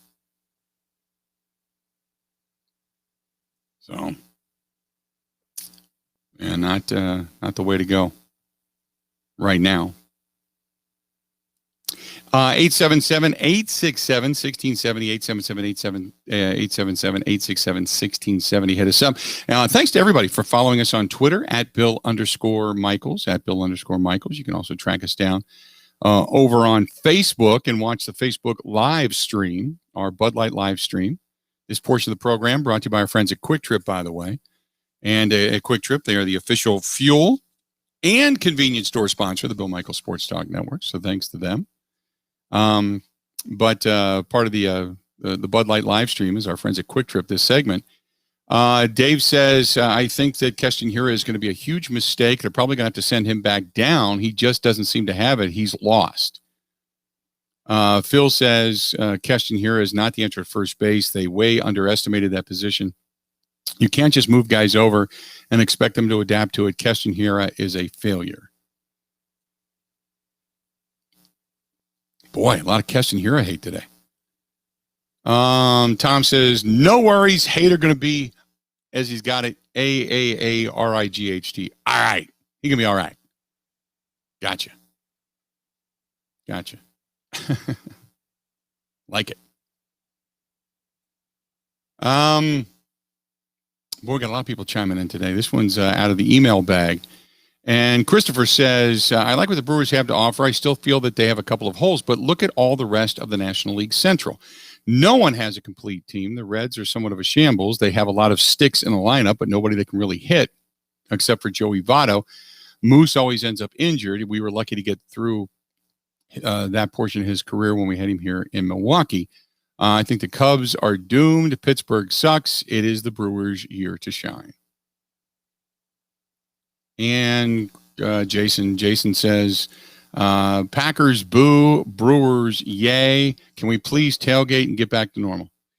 Well, you heard from Rick Schlesinger earlier. We might even have that for you again coming up here at the bottom of the hour. But you heard from him a little bit earlier. It all depends on the Milwaukee Health Department and what they decide they can and can't do. So we'll see. We'll see. Josh Hader yesterday, like I said, did not pitch well. But you know what? You look at other players that have played extremely well for the Brewers. They're just trying to get their work in. Brett Anderson gave up the one run yesterday. Didn't pitch too bad. After that, you had a lot of guys that you really don't know the names of. You're just trying to pay attention to, and they're trying to get work in. Not only did Keston Hiura, as he's struggling at the plate, but finally Travis Shaw hitting the ball a little bit. He's gotten a couple of hits his last few games. 1 for 3 again yesterday. He had a strikeout, but the average is up above 200 now, sitting at 214 on the young season. After that, you had a lot of guys that you don't normally see in the bigs. So I'm not, yesterday's loss, a 9-1 beatdown. This was all about getting at-bats and looks for a lot of other guys. Anderson and Hader were the two names you're going to recognize the most as far as the staff goes, and that's pretty much it. Pretty much it. And that's fine. You have one of those days. Like I said, they're taking on Kansas City today at American Family Fields of Phoenix, and it's a blackout day. So get more work in, get a little sunshine in, get ready to come back home, get ready to win the National League Central. I'm all good with that. Aaron Jones. They're talking about the team that now could be in the Aaron Jones hunt would be Atlanta. Adding to that backfield behind the quarterback that has already established himself could be a widely wise option. He's a dynamic player, and he's better than serviceable. They need somebody that can catch the ball to the backfield. It would make Matt Ryan instantly better. Gurley didn't regain the top form that once made him the best dual threat back in the league. That said, with the Packers making the decision, quote, mistake of allowing Jones to hit the open market by not taking him, the Falcons have a shot at swooping in and convincing him that if he loved being in an offense that featured a top-tier quarterback and one of the best wideouts in the game, how about joining them? It looks like he could be going to see Julio Jones, Calvin Ridley, Russell Gage, and company. How about that? Now, there is still a thought. Okay, so hold on to this for a second. There is still a thought that the Packers could still value him and still could work out a deal. If he doesn't find the money that he wants on the open market, the Packers could offer him a deal and say, we'll keep you. That still could happen. How much do you value Aaron Jones? I don't put that out of the realm of possibility. I mean, I think it's a far shot down the road, but I don't put it out that far out of the realm of possibility. Brett says Kentucky goes down to Mississippi State. I love it. I'm not a John Calipari fan at all. As a matter of fact, I know there's a couple of friends of mine. Jennifer Kane up in West Bend. She's a huge Kentucky fan. Her parents are from Kentucky. I love those people, but I'm not a Kentucky fan at all. I don't necessarily care for Kentucky fans either. As a group. Individually, there's people I like. But as a group, just growing up down in that area, you know that. If you listen to this program, you know that. I'm not a fan of them at all. This is from Dave. It says, shoot! I can always eat brats and drink beer behind my car. Bring on sitting in the stands and relaxing. Dave says, Rodgers not giving away any money. The Packers front office won't do anything with it anyway. There is a lot of mistrust for the Packers front office, isn't there? There just is. There's a lot of mistrust and a lot of angst. There's a lot of things that have been sent to me today that I've read that I can't read on the air. There's just a lot of people that feel that the Packers aren't going to do anything, or even if they are given money, say Aaron Rodgers takes a pay cut, they won't do anything specific special with it. So I think there's just I don't even know how to put it. I'm a fan. I want to see them do something great. I hope they do something great. But I'm like many of you. I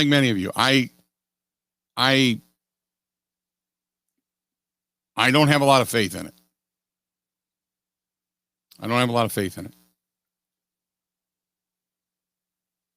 Marcus on the south side. Marcus, I believe from Milwaukee is what he's saying. Marcus from the south side said, the Bucs get back at it again tonight. What are you looking for? Do you think they make a deal? No, I don't. And we've talked about this. What are you going to take? If you're an incoming team, or if you're an opposing team and you want to make a deal with the Bucs, unless it's a three-team or 4-team trade where they want one piece or they're going to rebuild in a couple of years or whatever, you really don't have expiring contracts of significance here that you want that isn't already in the rotation, unless you're going to trade away a huge contract. But then again, you've got to match it in the NBA. So I don't think they do anything unless you trade low bottom player for low bottom player and just try to give somebody greener pastures to where maybe they become a shooter and somebody come off the bench. But beyond that, I don't think they do anything. I really don't. I think this is what it is. I think, do you think this team is a championship caliber team?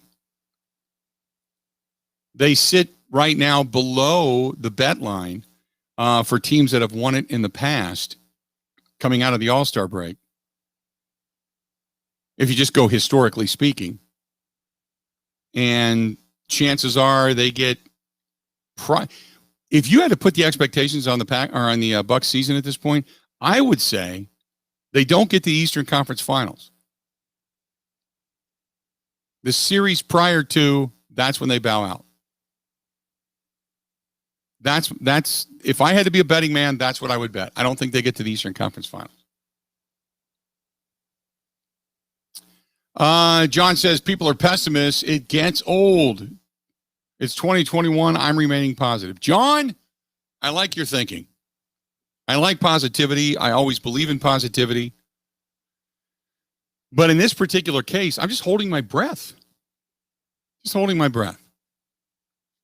Bill writes, did you see what they're doing out in Madison? They're going to start opening up high school athletics for fans. Yeah, I did. We did read that a little bit earlier. That's a good sign.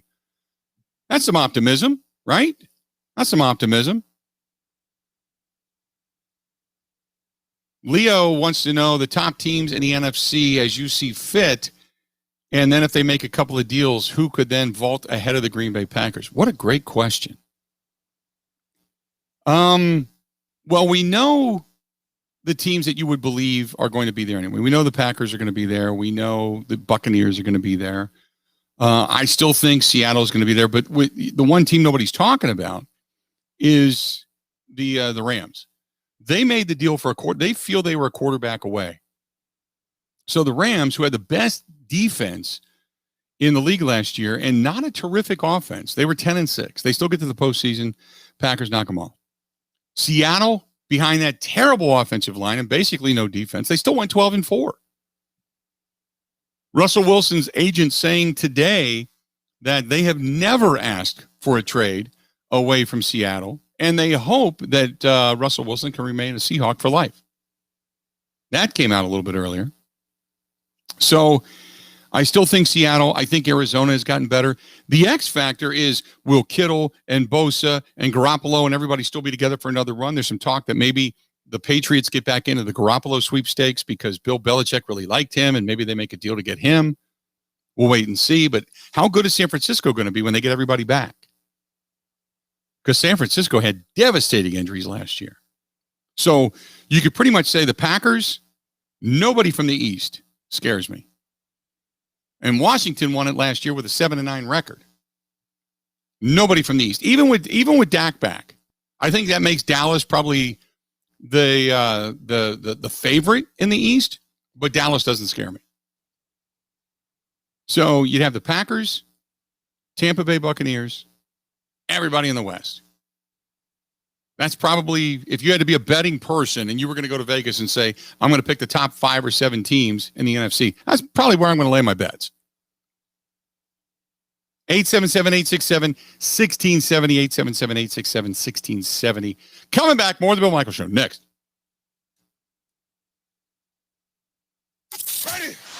This is the Bill Michaels Show on the Wisconsin Sports Zone Radio Network.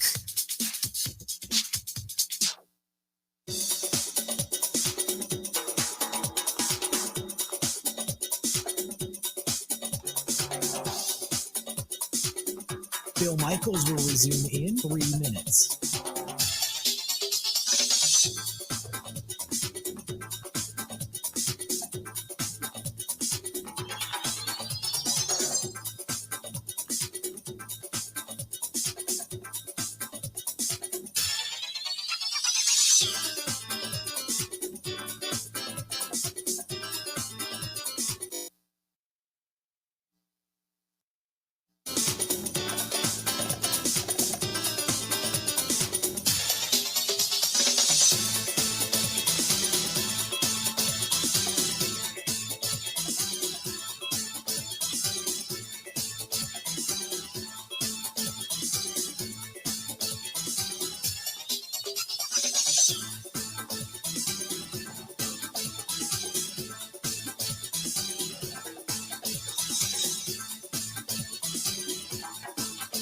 Bill Michaels will resume in 2 minutes.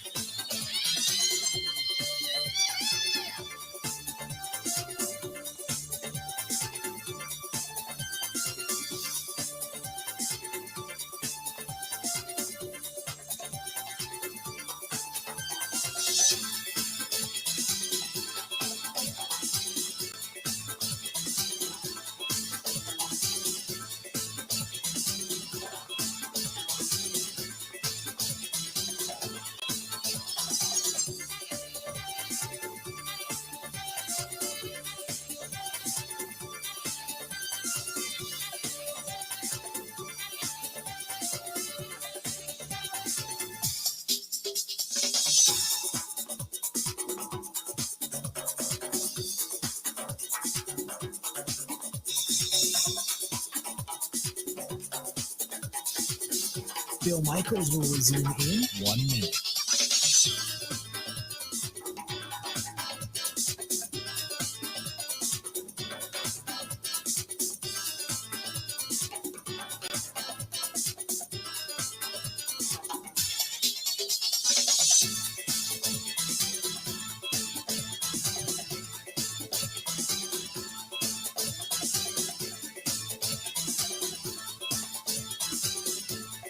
Bill Michaels will resume in 30 seconds.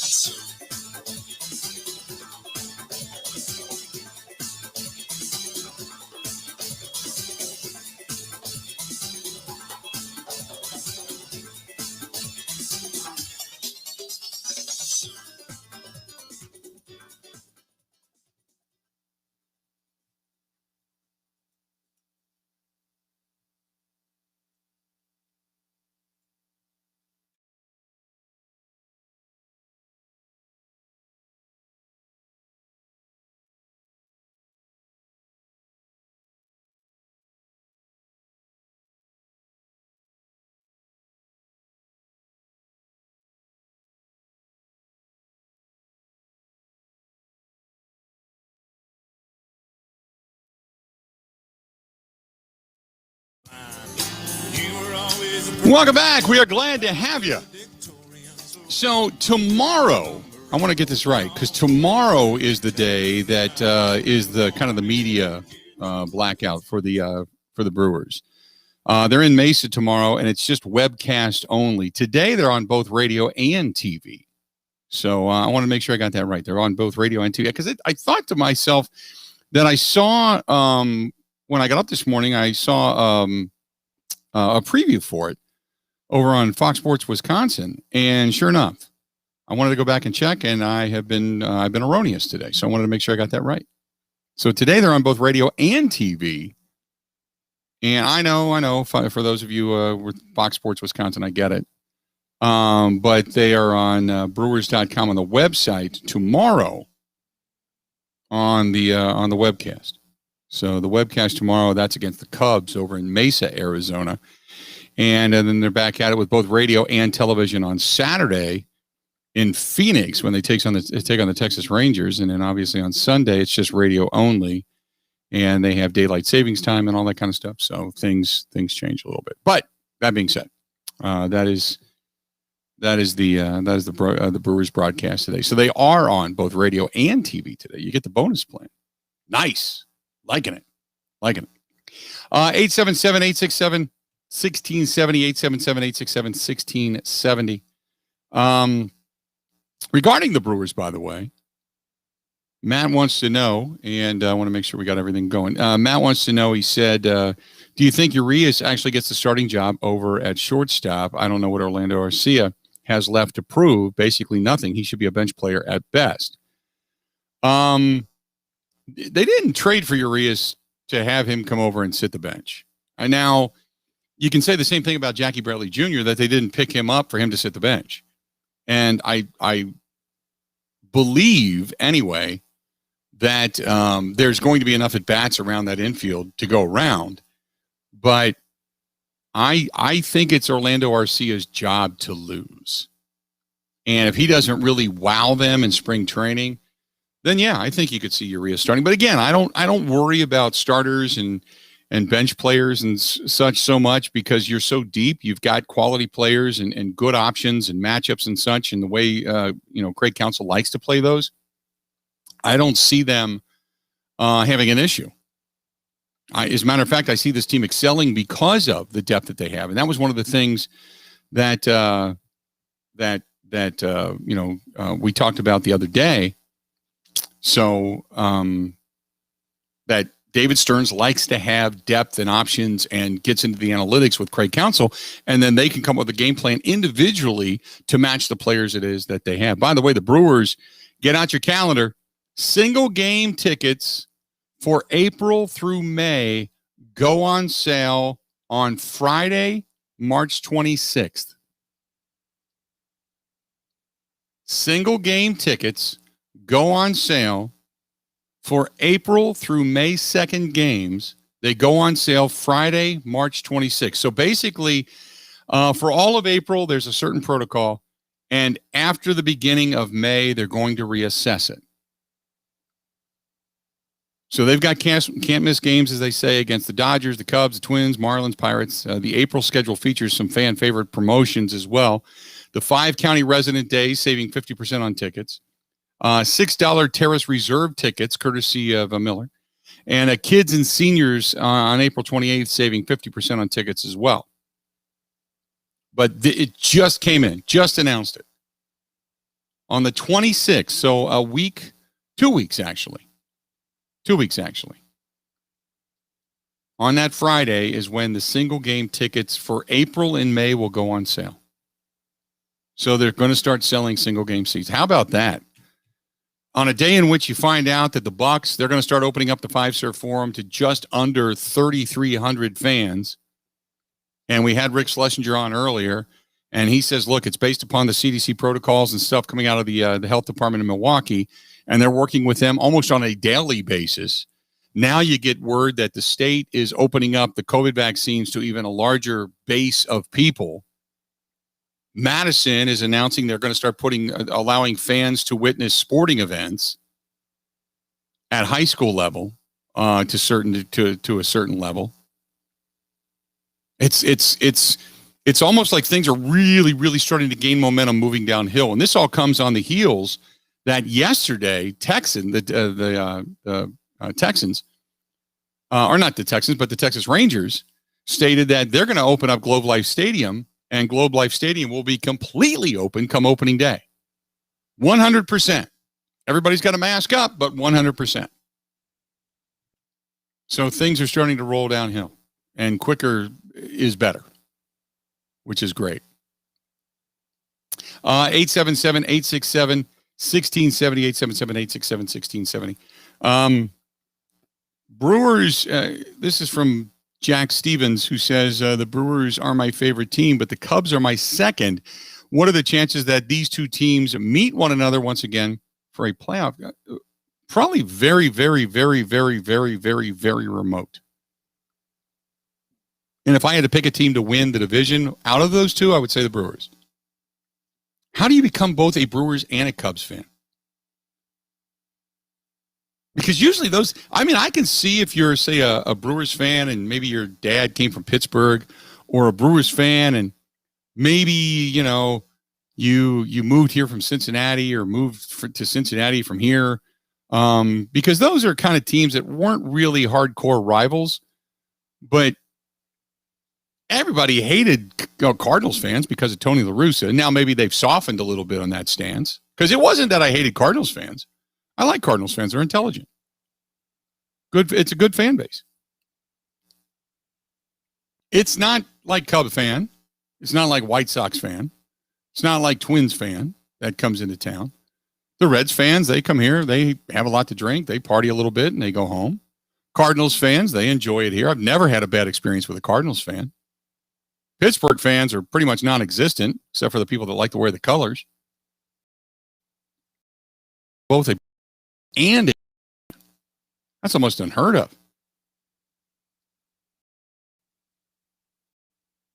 See what happens? Eric says, if Aaron Jones, I'm going to Atlanta with the wide receiver and the quarterback, that's a pretty darn good offense. If they had any D at all, they would be a dangerous team. You are true. True dat. I would agree with that. If Aaron Jones ends up in Atlanta, as the rumors continue to circulate, as they circulate out there, you're right. I mean, if Matt Ryan gets any kind of a resurgence out of his offensive line, and because Matt Ryan has just been not good, might be putting it kindly, over the last few years, ever since signing that big deal. They really thought when they signed him and they got that deal to get the Super Bowl at the new Mercedes-Benz Stadium, that they were rolling. I just remember going down there a couple of years ago in Atlanta, and Arthur Blank is so proud. That is such a great guy. But Arthur Blank being so proud, but yet so disappointed that his team, not only did they not get to play in the Super Bowl, but that they just had a craptastic season. And you could just see it. It just hurt the man as the owner of the team. They really thought, though, after they signed that deal with Matt Ryan, that they were off and running. Just hasn't happened. Hasn't worked out for them. 877-867-1670. Hey, don't forget our friends over there at Pella Windows and Doors of Wisconsin. Gina Della from Pella, they got high fives over there. Why? I'll tell you why. Because they've got the NARI, National Association of the Remodeling Industry, has named Pella Windows and Doors of Wisconsin the distributor of the year. The distributor of the year. There's so much more, though. The International Builders Show just said that Pella's new Easy Slide Operator, the best window and door product of 2021. Now, remember, they had the roll screen a couple of years ago. Was it last year or the year before? And that was the most innovative design. Now they've got the best design again in the Easy Slide Operator, yet another patented Pella innovation that eliminates the repetitive cranking motion on casement and awning windows with an easy slide opening. A real blessing for those that have wrist injuries or arthritis and stuff like that. You can just slide that thing open. Still a lot more, though. Even more accolades. Based on the 2019 customer survey, Pella Windows and Doors of Wisconsin and Pella Windows rated #1 for the highest value, best window for the money, highest quality, best window, and improving home value. So for the money you put into it, your home goes up exponentially when it comes to the investment. So right now, on all of this goodness, get 5 years, no interest, 5 months, no first payment, and that's a huge deal. So if you hear the wind right now, and it's been windy outside the last 24 hours, if you hear the wind howling through your windows, if after all of this snow, it's finally receded, finally melted off your house, and you're looking at your windows, you got dry rot, you got the wood casement is just starting to chip away, you don't want to paint them again, or the aluminum slide, it's awkward, it's not moving properly. You might want to check it out. 5 years, no interest, 5 months first payment. That is a huge deal. High fives all around. That's from our friends at Pella Windows and Doors of Wisconsin. So you got to get this done before March 31st. To set up that free consultation, go to PellaWI.com/radio. That is PellaWI.com/radio, or go to 855-PELLA-WI. That's 855-PELLA-WI. Stay tuned. We got more of the Bill Michaels Show. You're going to hear from Rick Schlesinger, VP of Business for the Milwaukee Brewers, next to the Bill Michaels Show.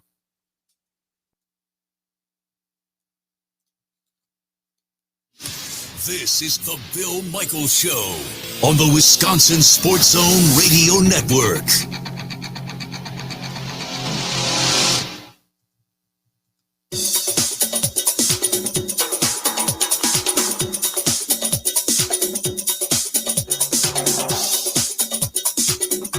Bill Michaels will resume in 5 minutes.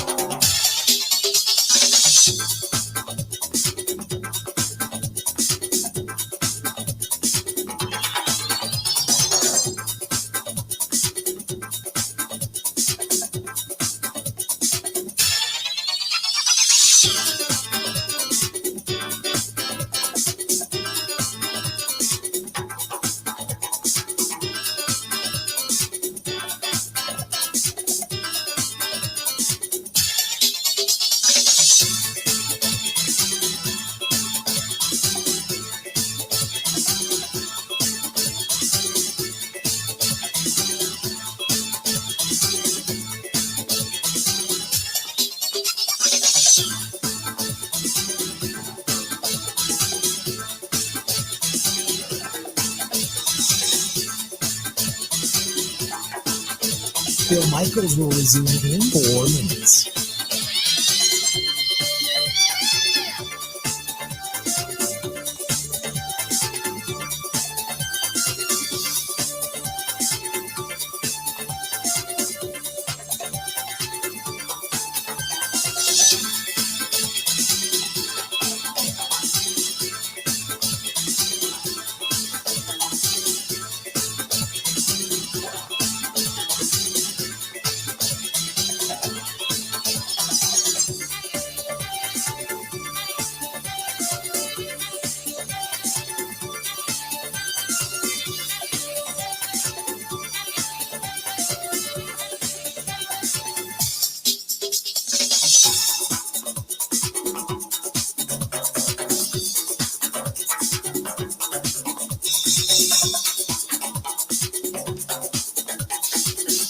Bill Michaels will resume in 3 minutes.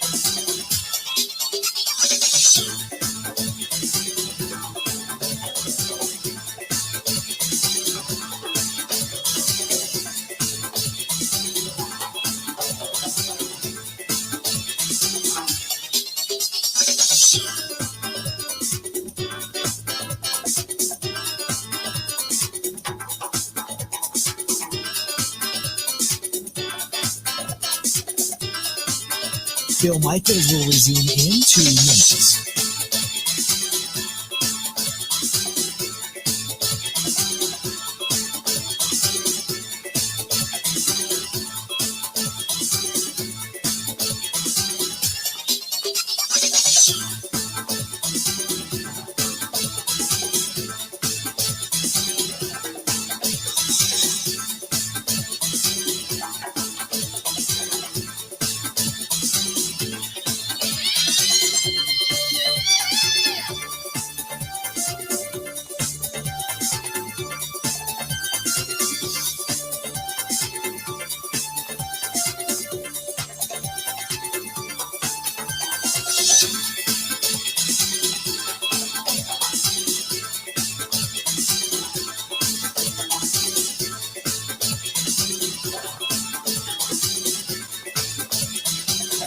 Bill Michaels will resume in 1 minute.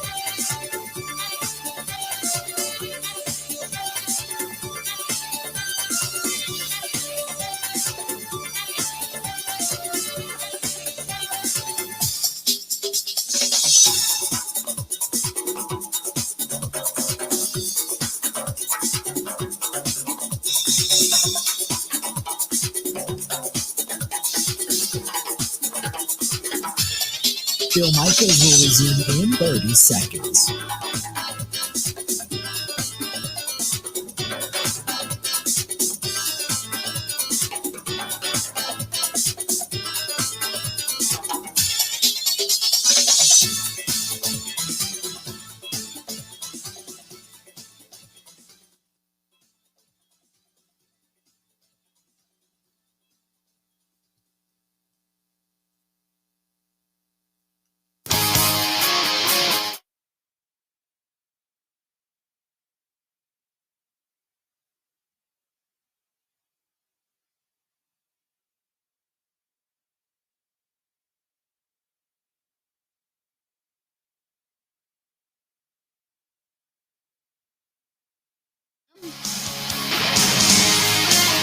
A little bit of a note. We were talking earlier, and we're going to talk more with, you're going to hear the conversation from earlier today with Rick Schlesinger of the Milwaukee Brewers. But the Texas Rangers, by the way, just a side note to them opening things up for opening day. They will then, after opening, it's still mind-boggling to why this is going to happen, but after opening day and they go to full capacity with everything there is to do around a baseball game, they're going to scale it back a little bit after that. I guess, I mean, I don't know if they're using this as a test case to just see what happens or what, but then they're going to scale it back a little bit as far as their capacity goes when it comes to fans in the ballpark. So I mean, I don't know. I don't know the rhyme or reason to it, but we'll see what happens before it's all said and done. Earlier today, Rick Schlesinger, VP of the business side of things for the Milwaukee Brewers, stopped by. Here's a conversation. Talk about the optimism for the season. I know you guys are approved for 25%, but not only that, you made a couple of moves, and it certainly seems like there's a lot of things trending in the Brewers' direction right now. Yeah, we're pretty excited. It's been 18 months since we've had fans at the ballpark, and we've got a new name for the ballpark, and we've got some new players and some new optimism. And again, starting out with 25% capacity is a start, and hoping to get that increased. I'm wondering when, because I saw the Texas Rangers announce that they're going to go 100% come opening day, and I know Texas is a completely different state. Is there a progressive plan right now for the Brewers? Do you have to resubmit constantly, or is this just something that's looked at by the CDC in Milwaukee, or how does that work to be able to increase capacity? Yeah, there's no formal dates or formal grid. It's simply, going to the City of Milwaukee Health Department with data and information, and being in, continual dialogue with them to, assure them that we can increase capacity and maintain safety. And so, our philosophy is, we see what the data in Milwaukee and Wisconsin looks like. We look at what other teams are doing, and we, have conversations and hopefully convince the health department that, we are able to increase capacity and do it in a responsible, safe manner. And they've been very cooperative. So, again, we need, the vaccinations to go up. We need hospitalizations to be down. We need positive tests to be down. All the measurements that are trending well, we just need those to continue. There's always things at the ballpark that you guys are doing, things to upgrade the ballpark in many different facets. Tell me, what did last year do to the ability or the inability to look forward to the future of the ballpark? Do projects have to be put off for a couple of years, or is this something that you continually forge forward and you just kind of wait and see how the market dictates? And because you guys are always doing something progressive at the ballpark, and I just wanted to know if maybe some of those things had to be put on the back burner for the time being. Yeah, no, we're always going to be looking to innovate the ballpark. We're always going to be looking to keep, American Family Field state of the art, first class experience. And that hasn't changed. So even though we had no fans last year, and obviously a challenging financial environment, and this year is also a challenging financial environment, we still have many CapEx plans that we're looking at and evaluating. And I don't foresee any change really in sort of the philosophy, which is, we always want to innovate, renovate, and update the ballpark. So moving forward, did you guys, it's been impressive to see that you guys picked up Colton Long, you picked up Jackie Bradley Jr. in a year in which you guys, revenue was down. But the philosophy has always been, and now it's been emphatically stamped, that if there's a shot at going for it and getting wins and putting a championship ahead of things, this was the ultimate example of that. I mean, you talk about telling your fans you're in it to win it. This offseason, Rick, I got to be honest, I was completely impressed with, because I did not expect this. So was this a surprise to you guys that David Stearns came and said, can we do this? And Mark Antanasio said, let's go for it? Or was this something that if it happens to fall in your lap, go ahead and do it? Yeah, I think Mark hasn't wavered from his philosophy that he brought to the club when he purchased the club in 2005, which is, we want to win. And, that's the mission statement. And, obviously nobody cares that the Brewers lost a lot of money last year. The fans want a winner, and so do we. And so does our ownership, and so does David Stearns. So, we happen to be in a situation where our division is very competitive. We happen to be in a situation where we've got a lot of young, talented, really good players to build around, and adding, pieces like Colton Wong and Jackie Bradley Jr. to an already good team, I think puts us in a position to really be impactful. And again, the division is wide open. There are 4 really good teams that are evenly balanced in the Central, and 4 teams from the Central made the postseason last year. We won't have that opportunity this year because we're not. But the reality is, competitive. There's no reason why we should be considered, one of the favorites to win it, because I think our team is that good. You go back a year this time, it was almost exactly a year this time that the pandemic hit and everything got shut down. I was out at American Family Fields of Phoenix, and the announcement is made that Christian Yelich has signed a long-term extension. I mean, everybody's just giddy. And then this thing hit, not that you can go back and kind of do things over again, but man, the momentum you guys had going into spring training and really in the mid portion of spring training heading into the season, it seemed to take the wind out of the sails, didn't it? I mean, I did for everybody, but I think you guys were really on a roll. Yeah, we didn't anticipate, candidly, that what transpired last year was actually happening. And again, we all thought it was going to be a much shorter duration. And then when the reality hit in that, our entire season was going to be completely overhauled with no fans and a much shorter schedule and all the safety and health protocols. Yeah, it was hard. It was a hard season to navigate through. It was not really a fun season.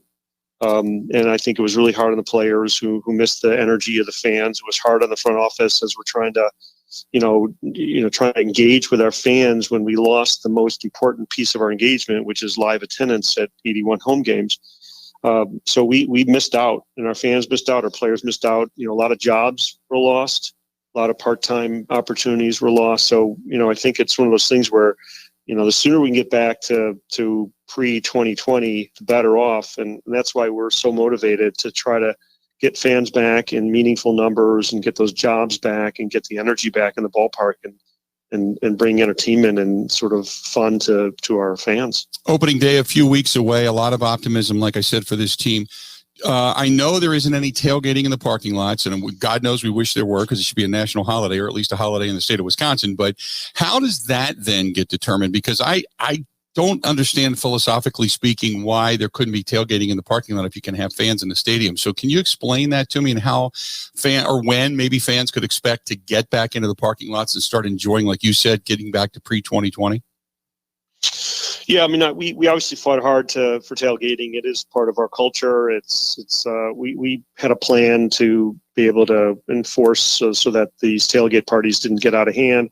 And I think, the health department obviously is juggling a lot of things. And at the end of the day, I think they wanted to walk before we could run. But I'm confident, frankly, once they see how we're operating and once we see how well our fans behave under the guidelines, that they'll be reconvening their internal folks to talk about tailgating, because clearly we want tailgating.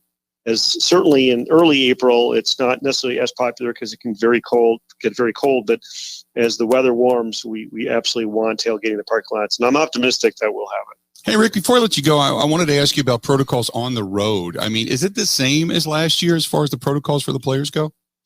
Yeah, it's very restrictive. The players really are, to their credit, are taking this very seriously, and they have a lot of restrictions about what they can and cannot do in terms of behavior on the road. So literally on the road, they are in somewhat lockdown mode where they're really not out and about. Their job is to go from hotel to the ballpark, back to hotel, and outside for fresh air and exercise, but not obviously engaging with people who are not part of the tier 1 and tier 2 protocol. So it's very restrictive for those guys. And again, I think the players did, really efforts last year. We had extremely low positivity in overall, and we went through a long stretch without any positives until obviously the last game of the World Series where we had a couple. But the reality is the players really took it upon themselves to follow the rules, and they understand it's the best way to get 162 games played is to follow the rules. Rick, pleasure as always, man. I appreciate it. Pardon me yelling in the background. I thought I had you muted, but I was yelling at my dog who actually went outside and was taken off up the back street. So, no problem, man. I appreciate it so much. Thanks for the buzz, and then I will touch base with you as the season goes on. Okay. Thank you, sir. Appreciate it, buddy. Talk to you soon. Okay. There you go, Rick Schlesinger, VP of Business for the Milwaukee Brewers. Joined us a little bit earlier today on the program, and great to talk to him. But there you go. So when you ask about the explanation. Now, I wish he would have announced that, oh, by the way, single season ticket or single game tickets are about to go on sale. That was the big announcement from the Brewers today. If you didn't catch that, I'll fill you in when we come back. But nevertheless, it's basically in the Milwaukee Health Department's hands when it comes to people, additional people coming into the stadium and tailgating, which I still don't understand, but it is what it is. By the way, the Lions, they're going to release their cornerback, Justin Coleman, according to reports. So that is just crossing the wire as well. Stay tuned. Final segment of the Bill Michaels Show up next.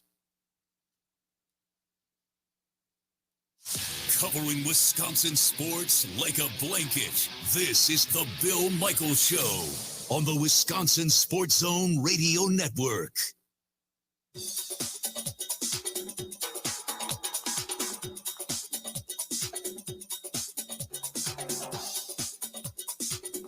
Bill Michaels will resume in 3 minutes.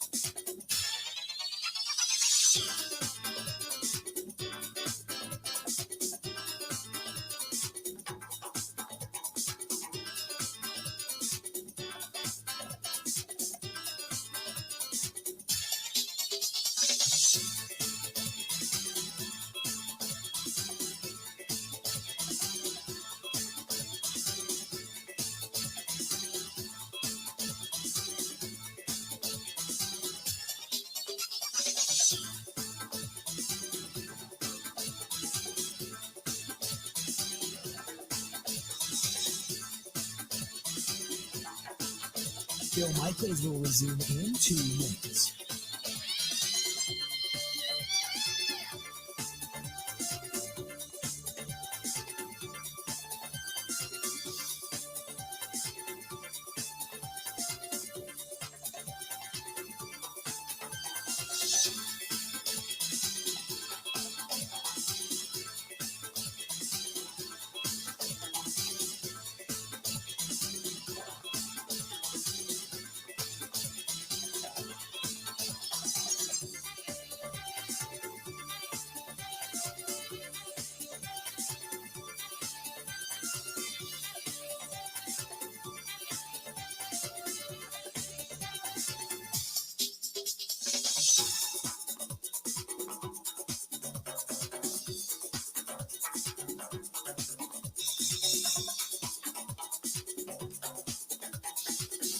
Bill Michaels will resume in 1 minute.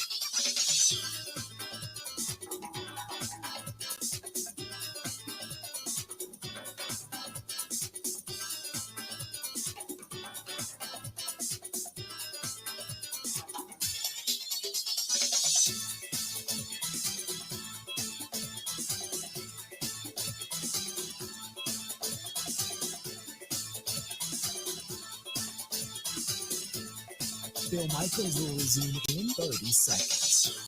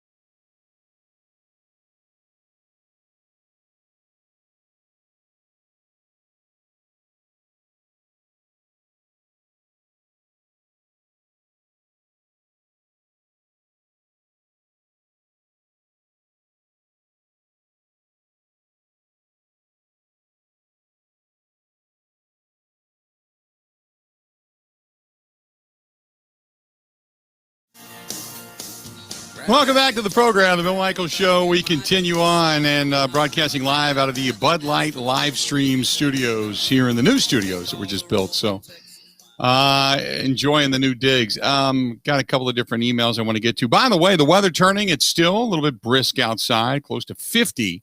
But it's still going to be grilling weather. It's going to be in the upper 40s and the 50s and such over the weekend.